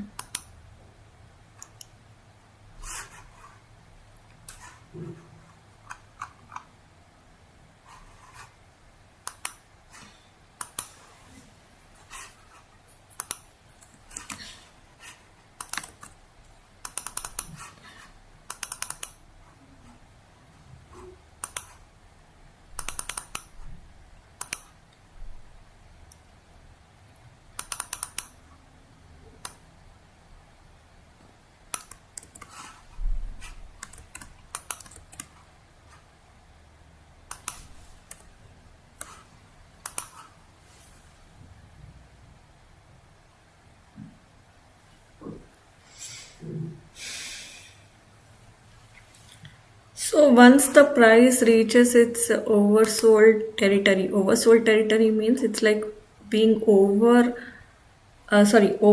means it's like overvalued, like it's like too much of buying pressure has built up and now the price has reached its extreme level. But extreme level is only ascertained by when it reaches like 70 to 100 level. It's not below that. But right now you can see this is a 30 minutes graph that is going on. If we see this on 15 minutes one, it's at 53. If you see this on 5 minutes, it's at 46. At 43 minutes.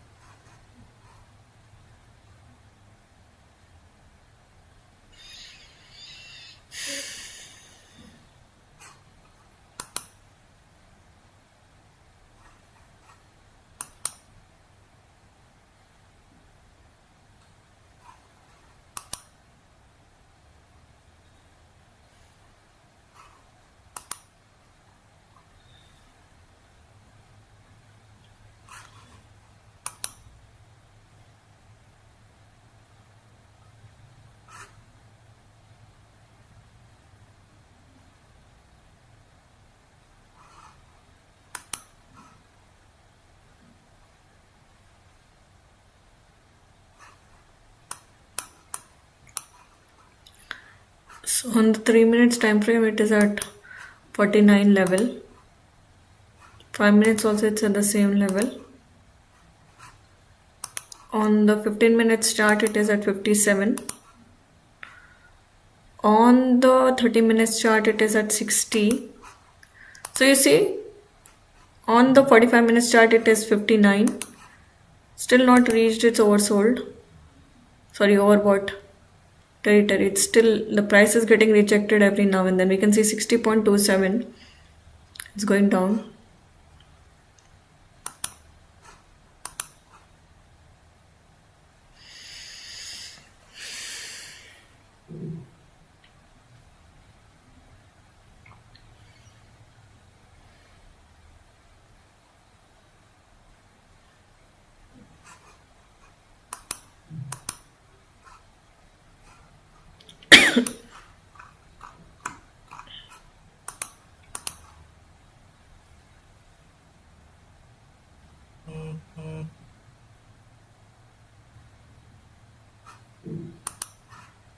And on the 4 hours chart, 64.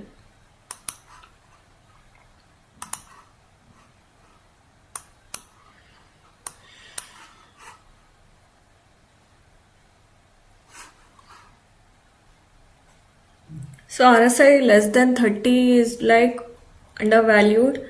It could signal a reversal or a bounce and often appears after a sharp drop. So 80 plus, if it is on the RSI, it's extremely overbought. You have to see for any reversal 80 plus. 70 to 80 is overbought, momentum from there might slow up. 50 is neutral. Trend can go either way. It can either go up, down, depending on, even if it was still in downtrend, it can continue the downtrend, or after reaching the neutral side, or it can take a new trend altogether, which is very much possible.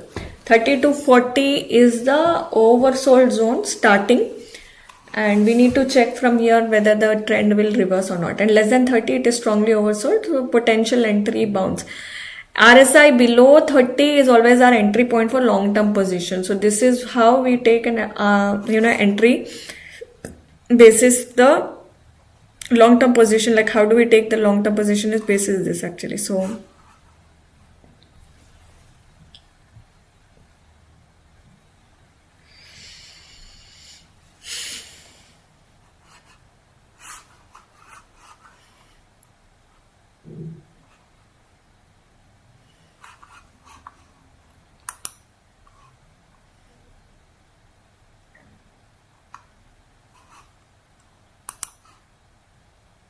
This is Pod 5, the first. okay, I hope so far all these things till now, whatever we have discussed, is clear enough.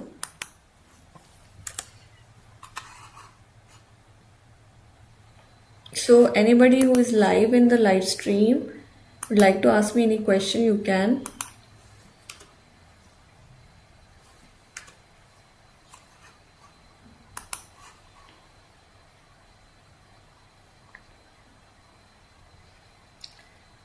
I'm not going to take you all through all of the indicators at one time, because that will be creating a lot of confusion to you. So we'll go slowly, step by step. Not to worry, not to hurry. Let's not hurry, let's not worry also. So that basically we know that we are going in the right direction.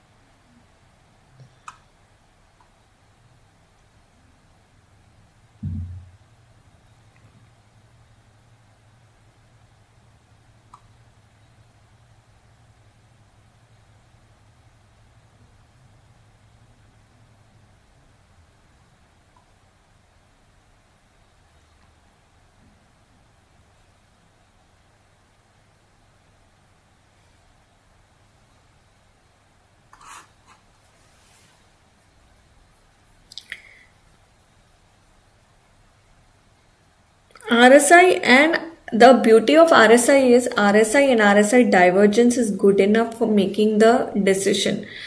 All the other indicators sometimes require confirmation from the other indicators, but RSI is one type of indicator which is basically independent enough to give you the right kind of answer. Sometimes what I tend to do is, like, when it reaches below 30, I take a long position, but sometimes it can further go below 30 also, like, below 30 in the sense it can go like from 0 to 30. There is still like a lot of opportunity, right? Like, if the price just reaches about 30, you just don't get into the trade at that point in time. Maybe you should see till it reaches its maximum level. Sometimes what I do is I see it is below 30 and I tend to take a position at say like at 25 level or 24 level or something. Then I tend to basically make a mistake, and sometimes I see that the price goes further down from there. So in that scenario, still we are not sure whether the reversal is likely to happen or is happening or not.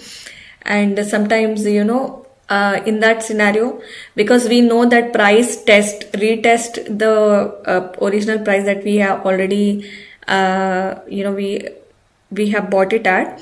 So what will happen at this point in time is we have to just wait and put a stop loss at the price at the maybe just about 0.5 or less than 1% is where we put the stop loss, just in case even after taking a decision of buying at that level, you're still seeing that the price is going further down, then you can make the decision of putting a stop loss then and there itself. That is how we can do it. I'm at the moment right now, I'm not getting a right buy position. This couldn't have been our buying position, of course, because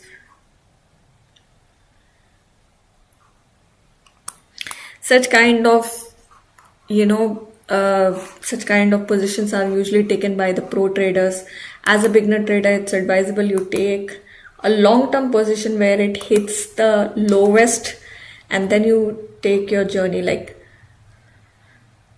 that is how I like to trade. I like to trade long-term positions, given that what are the days highs and lows, and then I try to do it. Like for example, on XRP, we are seeing XRP, right? Like if I open this, let's see what is the days low or high. So the days low, no, iska price performance past 24 hours, 1 minute low or high, sorry, 1 month low or high, 1 year low or high. So 24 hours का low is 2.85 और इसका high 2.99. तो you can see मैंने 2.85 पे ही मैंने अपना trade बिठाया है. सेम गोज विथ सुई ऑल्सो. अगर जैसे अब मैं सुई का ओपन करूं फॉर एग्जाम्पल, अगर मुझे सुई का लॉन्ग टर्म ट्रेड लेना हो and I don't to just get into सुई, बीच से मैं उसके एंटर होना नहीं चाहती. अभी जैसे राइट नाउ प्राइस क्या चल रहा है सुई का प्राइस चल रहा है 4.0112. तो अभी मैं इसका देखूंगी 24 आवर्स का. इसका लो रहा है 3.9 और इसका हाई है 4.10. तो मैं अपना ट्रेड 3.90 पे लेना पसंद करती हूँ, क्योंकि ये इसका सबसे लोवेस्ट पॉइंट है और इस पे लूंगी तो मुझे पता है कि कहीं ना कहीं by the time it reaches some level it will basically make me some profit. अब मैं ये नहीं कहूंगी कि मैं 4.10 तक ही रुकूंगी. मैं अपना प्रॉफिट कहीं 4 पे या बीच में ही कहीं ले लूंगी. हो सकता है 3.95 पे ही मुझे ठीक ठाक प्रॉफिट हो जाए, depending on the volume that I have. So that is all that I need. बस थोड़ा सा मैथमेटिकल कैलकुलेशंस के साथ चलना है. हमको इतनी रॉकेट साइंस है नहीं इसमें. आपको कितने पॉइंट्स चाहिए, देखिए 2-3 चीजें ही हैं जो हमको जानना है. एक होता है कि वी नीड टू नो कि आप कितना अमाउंट लगा रहे हो और आपको कितने पॉइंट्स चाहिए to be able to make that profit that you are looking for. अभी जैसे फॉर एग्जाम्पल, अभी मैं मान के चलती हूँ कि सबसे लोवेस्ट पॉइंट इसका 3.90 है, राइट. और मेरे पास सपोज $25,000 है. ओके, नहीं 25 नहीं लेती हूँ, 10,000 लेती हूँ क्योंकि कैलकुलेट करने में इजी हो जाएगा. $10,000 है और मैंने खरीदा 3.90 जो कि इसके सबसे लोवेस्ट पॉइंट है. ओके, तो मेरे किटी में आता है 2,564, जो कि अगर मैं बाइनेंस की मैं तो बाइनेंस की फीस की बात कर रही हूँ. खैर इवन नॉन आर प्लेटफॉर्म जो जीबिट का प्लेटफॉर्म है, हम भी यही चार्ज करते हैं. तो अगर 2.5641 इज व्हाट मेरा चार्जेस होंगे, यानी this is what gets deducted from my kitty. तो this is the number of units that I have in my kitty, जिसपे अगर 3.90 से अगर मैं ये सोच के चलूं कि मुझे सिर्फ 200 पॉइंट ही चाहिए, यानी 200 पॉइंट इसमें कितने होंगे, 3.90 plus 200 will be how much,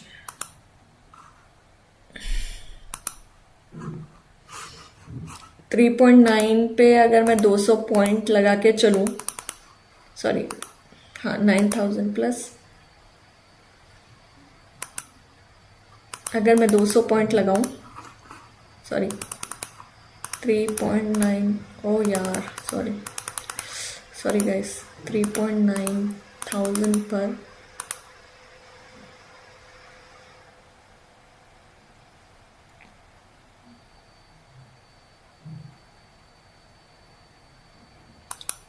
0.0200 यानी 3.92 ही लेके चलूँ मैं, इंटू 3.92 करूँ तो मुझे सीधा सीधा $40 का प्रॉफिट होता है। अभी $40 के प्रॉफिट पे फिर मैं 0.10 की एक फीस निकाल दूँ,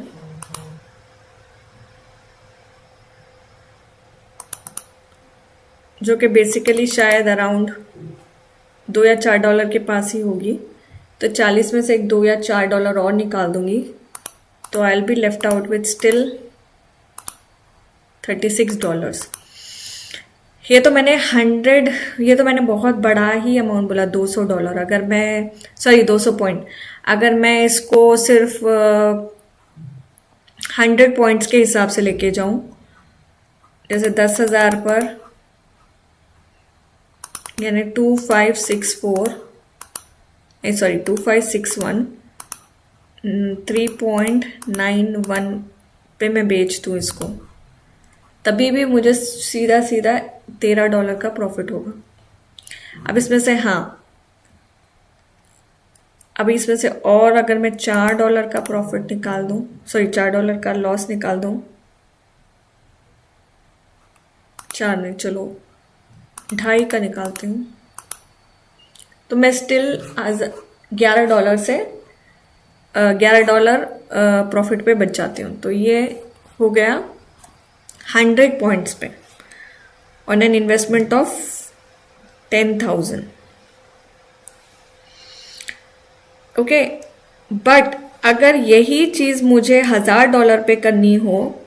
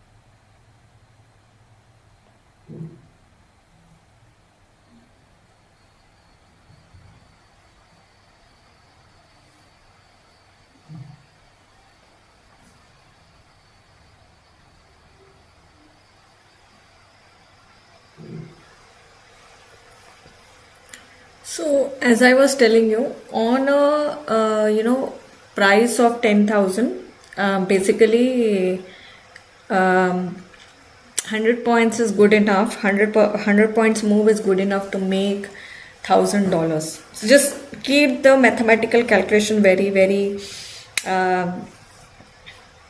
easy to understand, that it is 10,000 100 points, and if it is $1,000, then it will be 1,000 points, I guess. Yes, correct. So 3.90, for example, just a sec, $1,000 divided by 3.90 minus 2, sorry, not 2, 0.256 into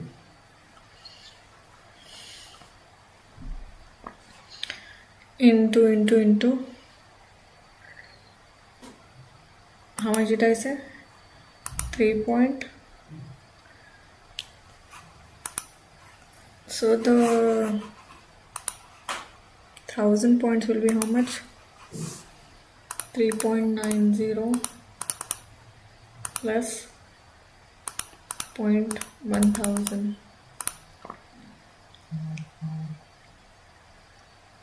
So $4 is what?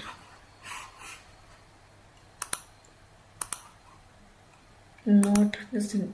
So $4 is what it reaches. That's going to give me like 1,024, but I can still keep 500 also. So 3.95, 256 into 3.95.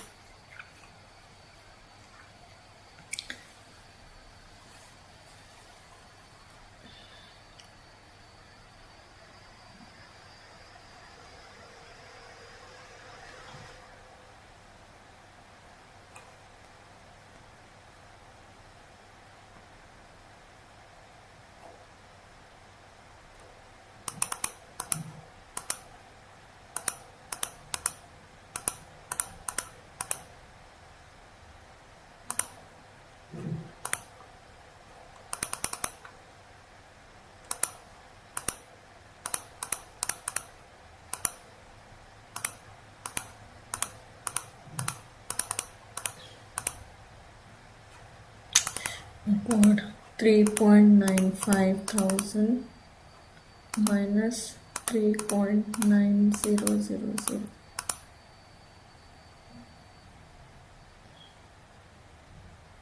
So it's almost like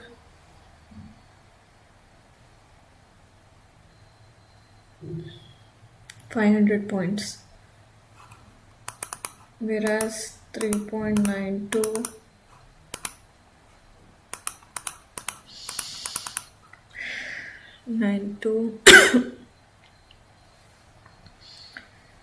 minus 3.9000 0.2. So on a 10,000, it's only 200 points that we need, from 90 to 92, and for 10,000 we might need 500 points. So that is how you keep the calculation, like how many points do you want. So the more bigger volume is, the more the bigger your trade is, the lesser movement it takes for reaching the same kind of profit that you need. So That's the beauty of it. But then it actually will be a riskier affair for sure. I wouldn't say it's always going to be a win-win thing. It's always going to be a good thing. I'm not going to say that. So that you will have to look for your own self. Okay.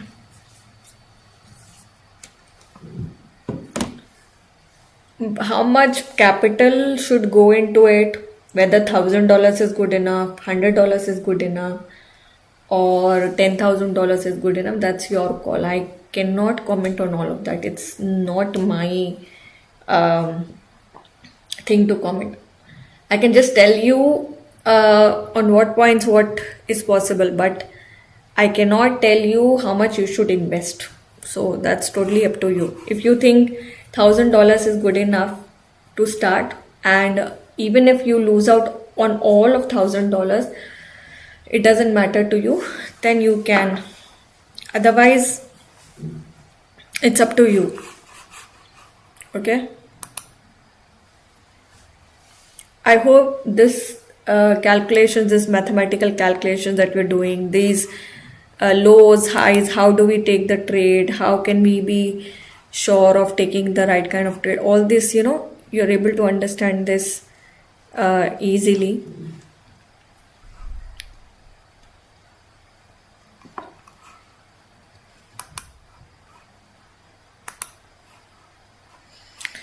So guys, there are few things that you also need to understand in spot trading is sometimes if the right time is not taken into consideration, then you might as well lose out on all the you might as well lose out on the time and opportunity, and then you might end up being in losses completely. So I'm telling you as per my experience and as per my own knowledge. I'm not saying, like, if you invest in trendy tokens which are fundamentally strong, they will grow back. They will basically once they go down, they will come back. But tokens which are not good enough, they might not see that surge all over again. So just a sec.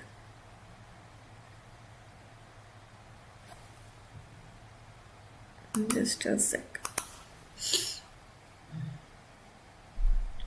Like, I want to just open one crypto here, okay, and show you one live example.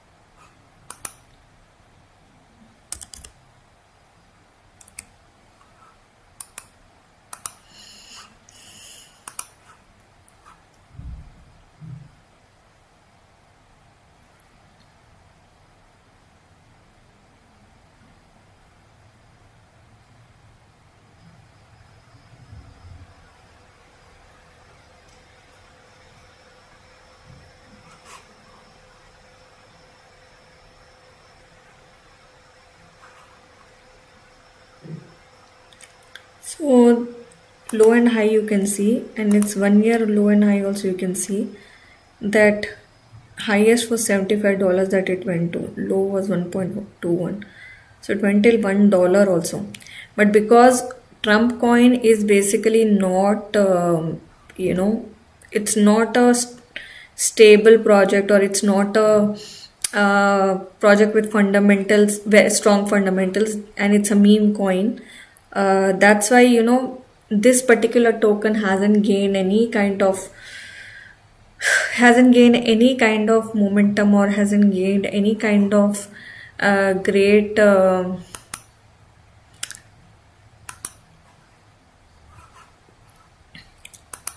popularity since it has started.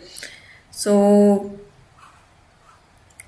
this is one classic example of how the official Trump coin basically has dumped to this level from $75. So on the first day of its launch, the official Trump like was hyped so much in the media that it was at $75 on the first day itself. So people, started buying at $75, thinking the price will shoot further up. But because there was no demand at all for this particular crypto, the price dumped completely.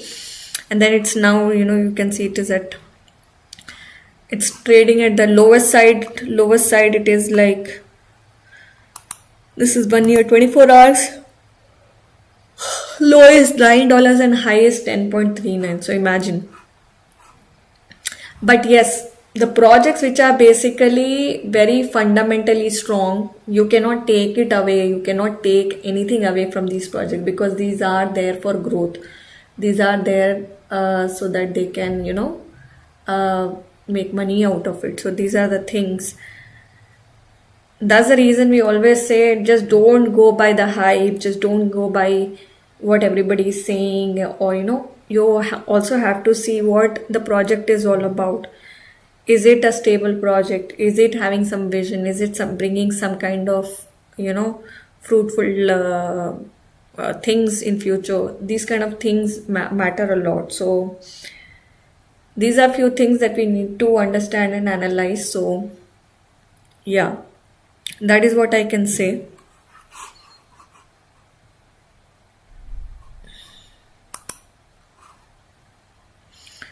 So on our RSI indicator, it's still at 59.66. So I don't think it is still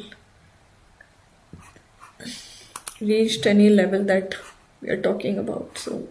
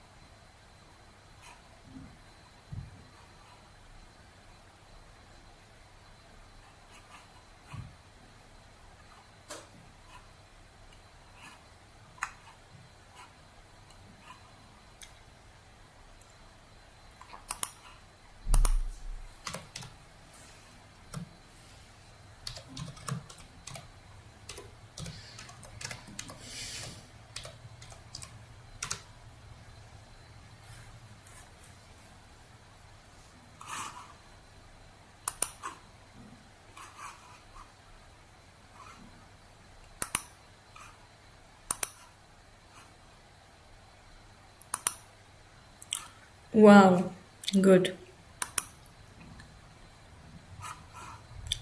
Again, we can see the Bitcoin has arose to 119.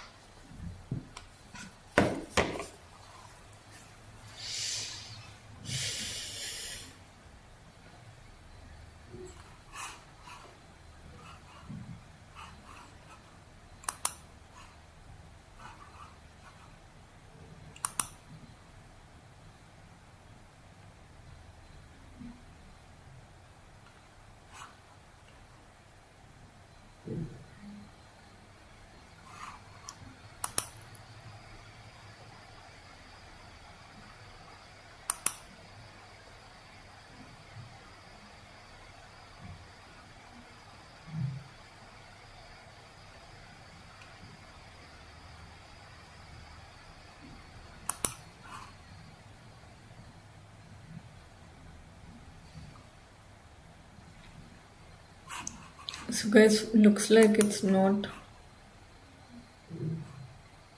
going to reach.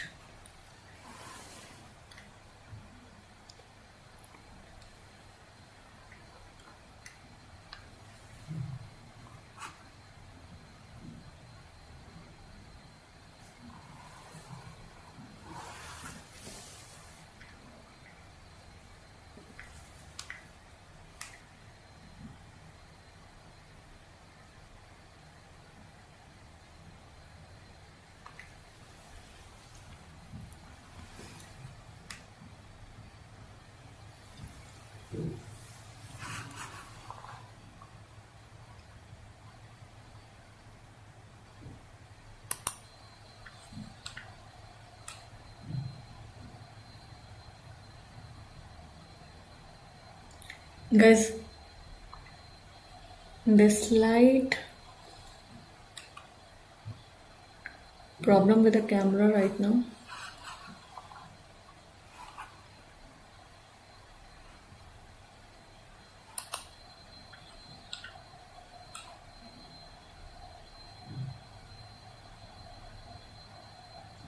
Guys, the slight problem with the camera right now.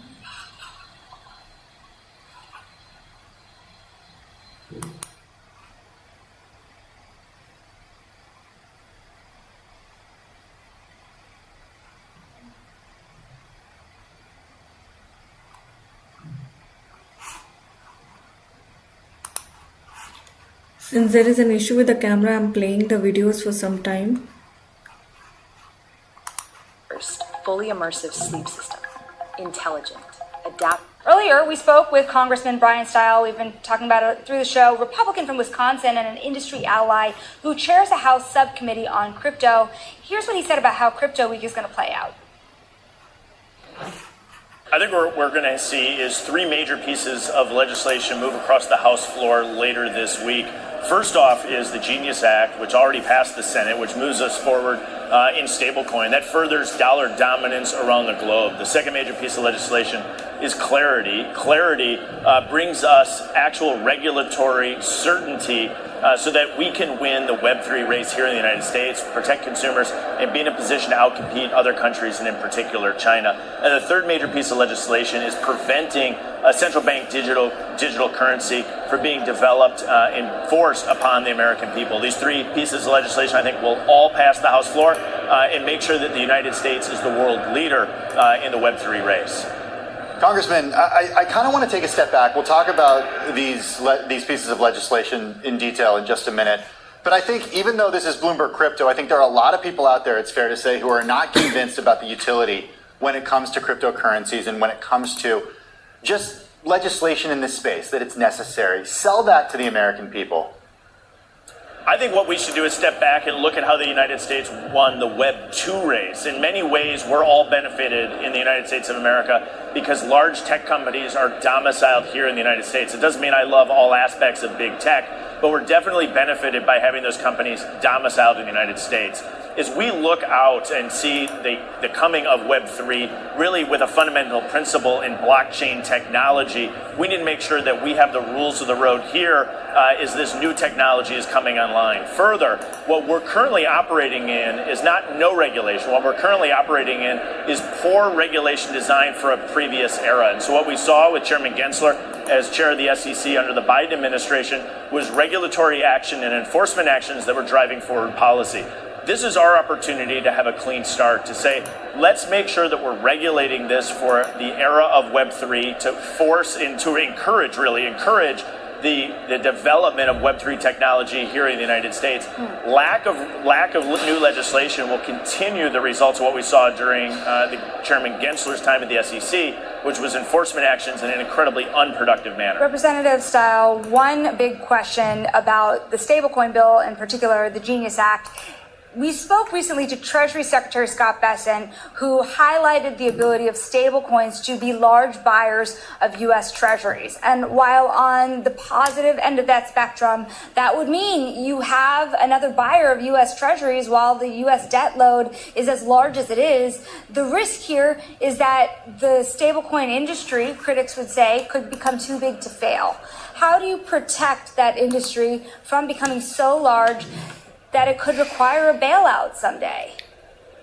I think actually the regulatory framework will actually reduce and prevent that risk. Why? Because currently stablecoins are growing, but in an unregulated manner. And so we already see them as one of the largest purchasers of U.S. Treasuries. What the Genius Act does is puts in place a regulatory framework that makes sure that we have additional transparency as it relates to the audit, and make sure that they're governed and regulated under U.S. laws. And so what I think we'll actually see is the opposite of the risk that you just proposed, which is if we don't regulate in this space, what we have is the risk that you would have some sort of significant financial challenge. What we're doing is putting regulations in place to try to limit and prevent future risk.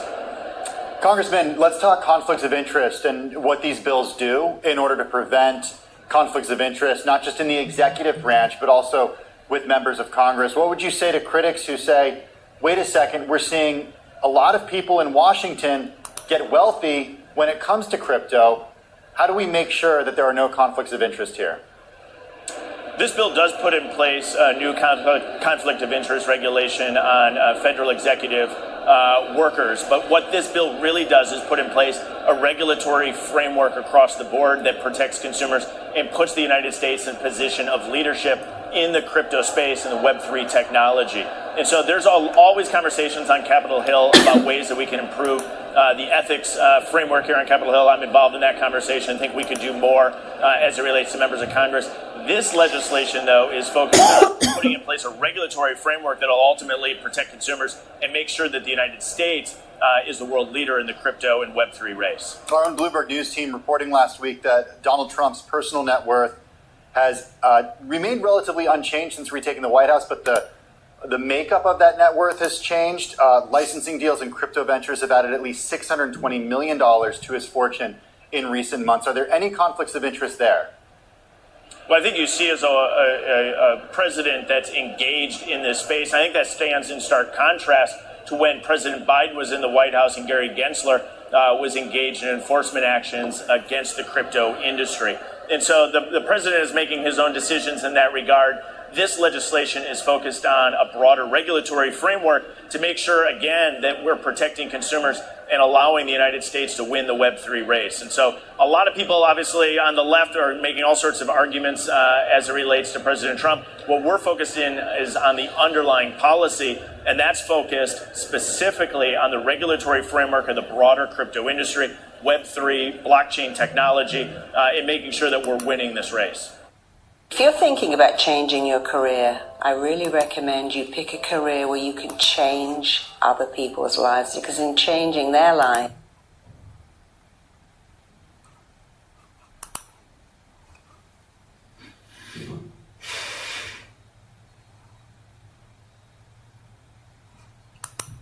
the House today set to take the next steps on 3 crypto bills. That's going to happen today. Joining us now, Financial Services Committee Chairman French Hill. Good morning. It's good to see you, Congressman. Good morning. And Chairman.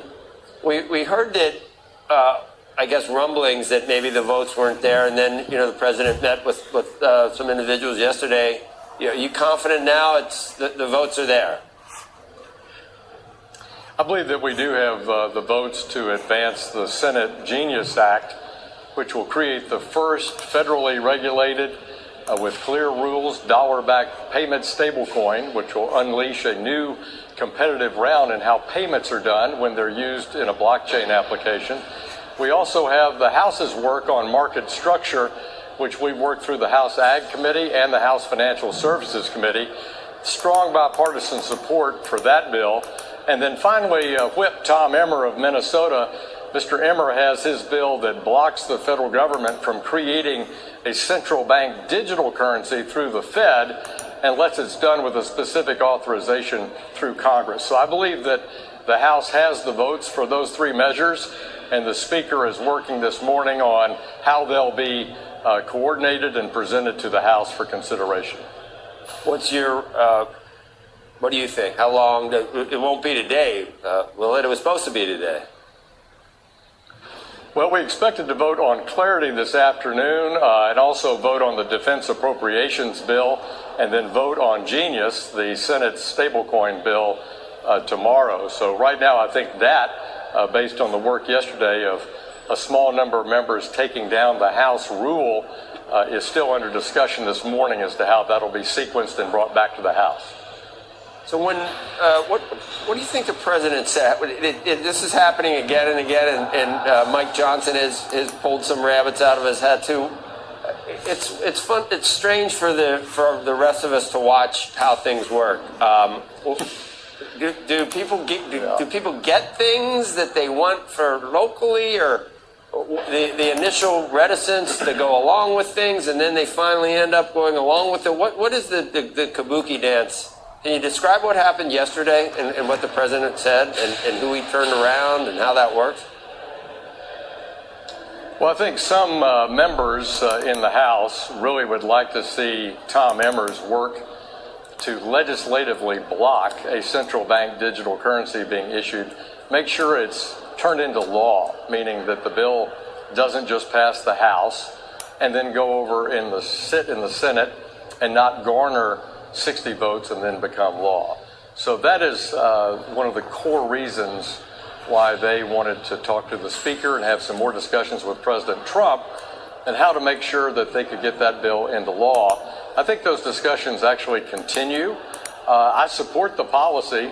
I also would reiterate to your viewers that it's illegal for the Fed to do a central bank digital currency without this bill. So I view this bill as belt and suspenders, directing the Fed that they cannot do a central bank digital currency without a specific authorization of the Congress. I think Article 1 makes that clear, and Jay Powell's testified several times over the past 2 or 3 years to that effect. Just shifting gears a little bit, Doge was going to do you remember what it was going to do? Was it trillion?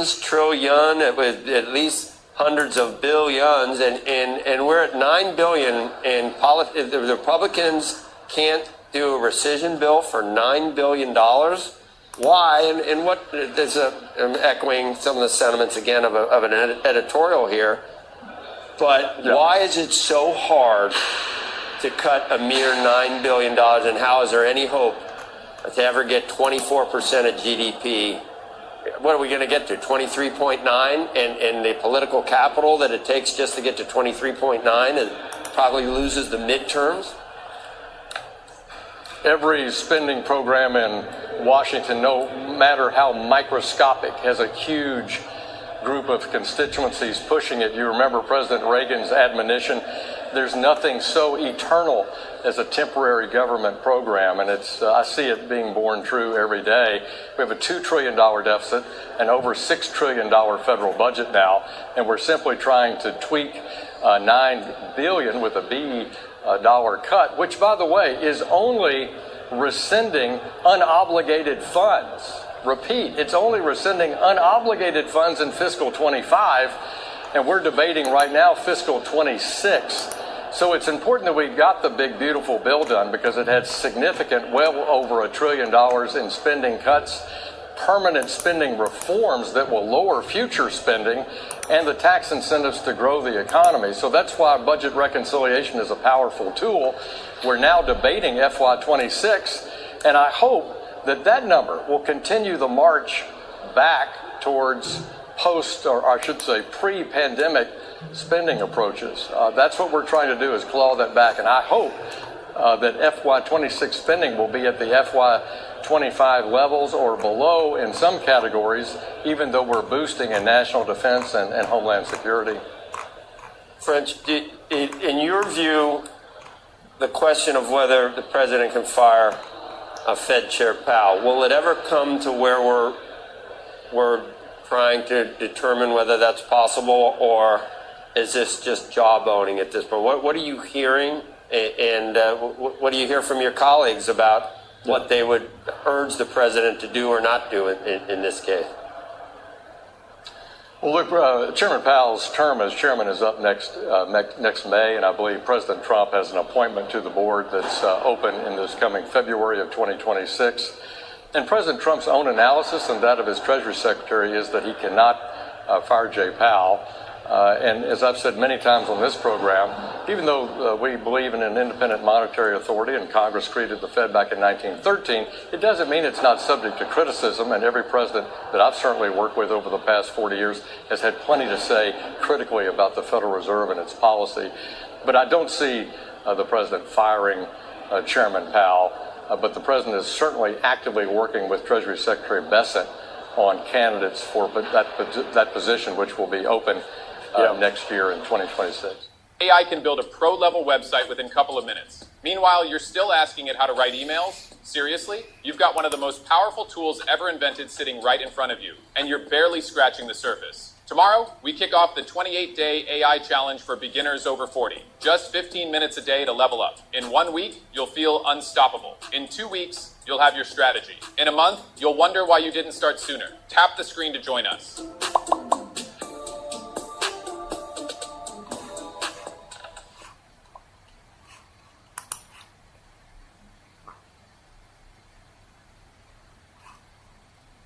Dubai. Are you looking for delicious, personalized meal plans with full dietitian support to help you?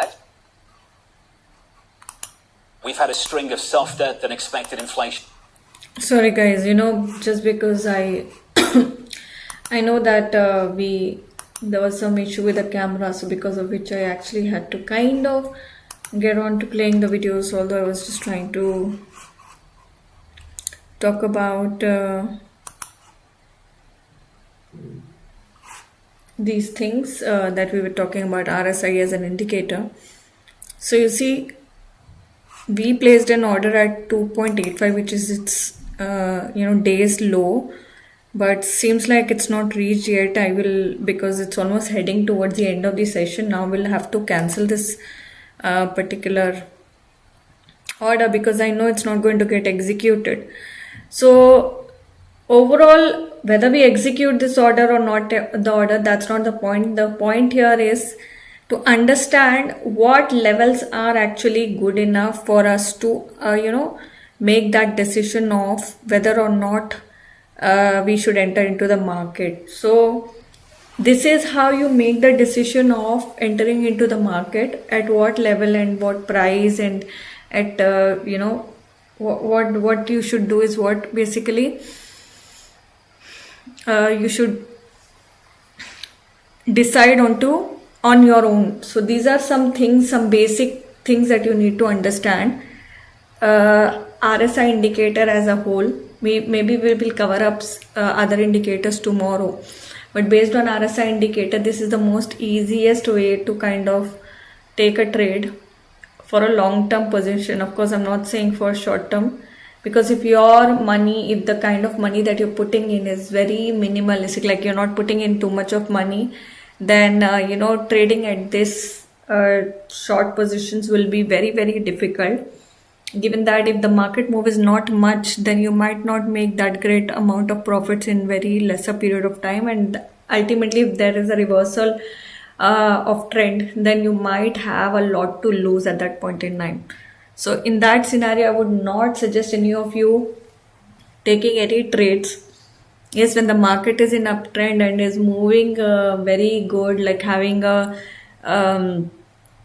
like 3-4% minimum of growth, that is when you should take the chance. Like for example, we are seeing this past so many, this is 30 minutes chart, right? So if I measure this from this lowest,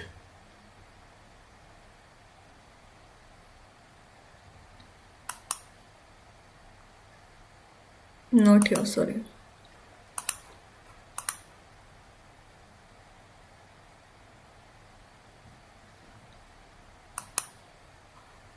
No, this is also wrong. I take this as a point because it was heading towards. So this is not even, this is a 4.48% market, but just see the amount of time also. Don't just go by that.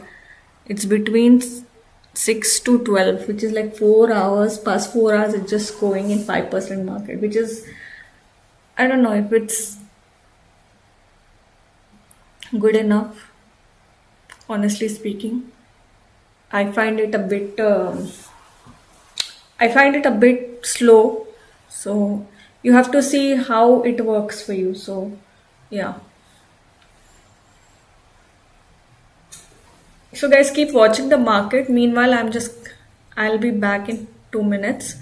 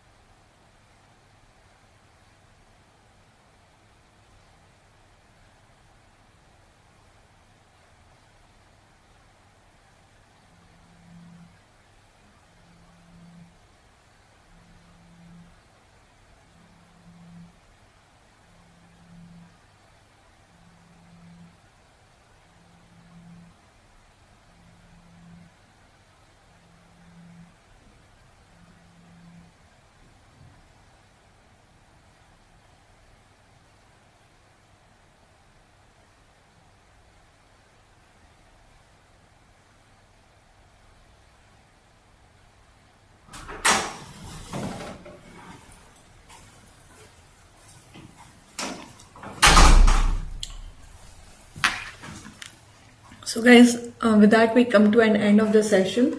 I hope this session was useful, was helpful for all you guys.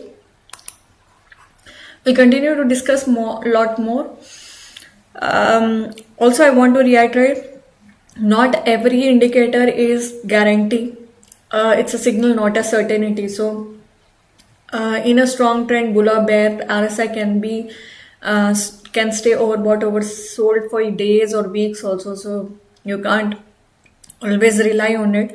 And we also need to use RSI with confirmations like support, resistance, MACD, volume indicators, candlestick patterns, and all of that. So like I was telling you, each one of them has their own pros and cons and needs to be assessed with different things altogether. So each indicator, because it's not guarantee, it is just signal, it is not a certainty. So you have to be like very, very careful in terms of what you are heading towards. Okay, so with that I end this session, and I hope to see you guys tomorrow between 4 to 8 p.m. Likely we will be discussing a lot more things, and we will continue to have a lot more discussions coming our way. So guys, I want you guys to contribute towards talking to me, not just about crypto. Talk anything that you think you can, because it matters to me, your inputs on everything that you're talking here. You want to give any feedbacks, you're welcome to do so. You want to ask me any doubts, you're welcome to do so. You have any questions related to ZBIT, you can ask me. Our team is available 24/7. Customer service team, live stream team is there, available 4 hours to 8 hours in a day.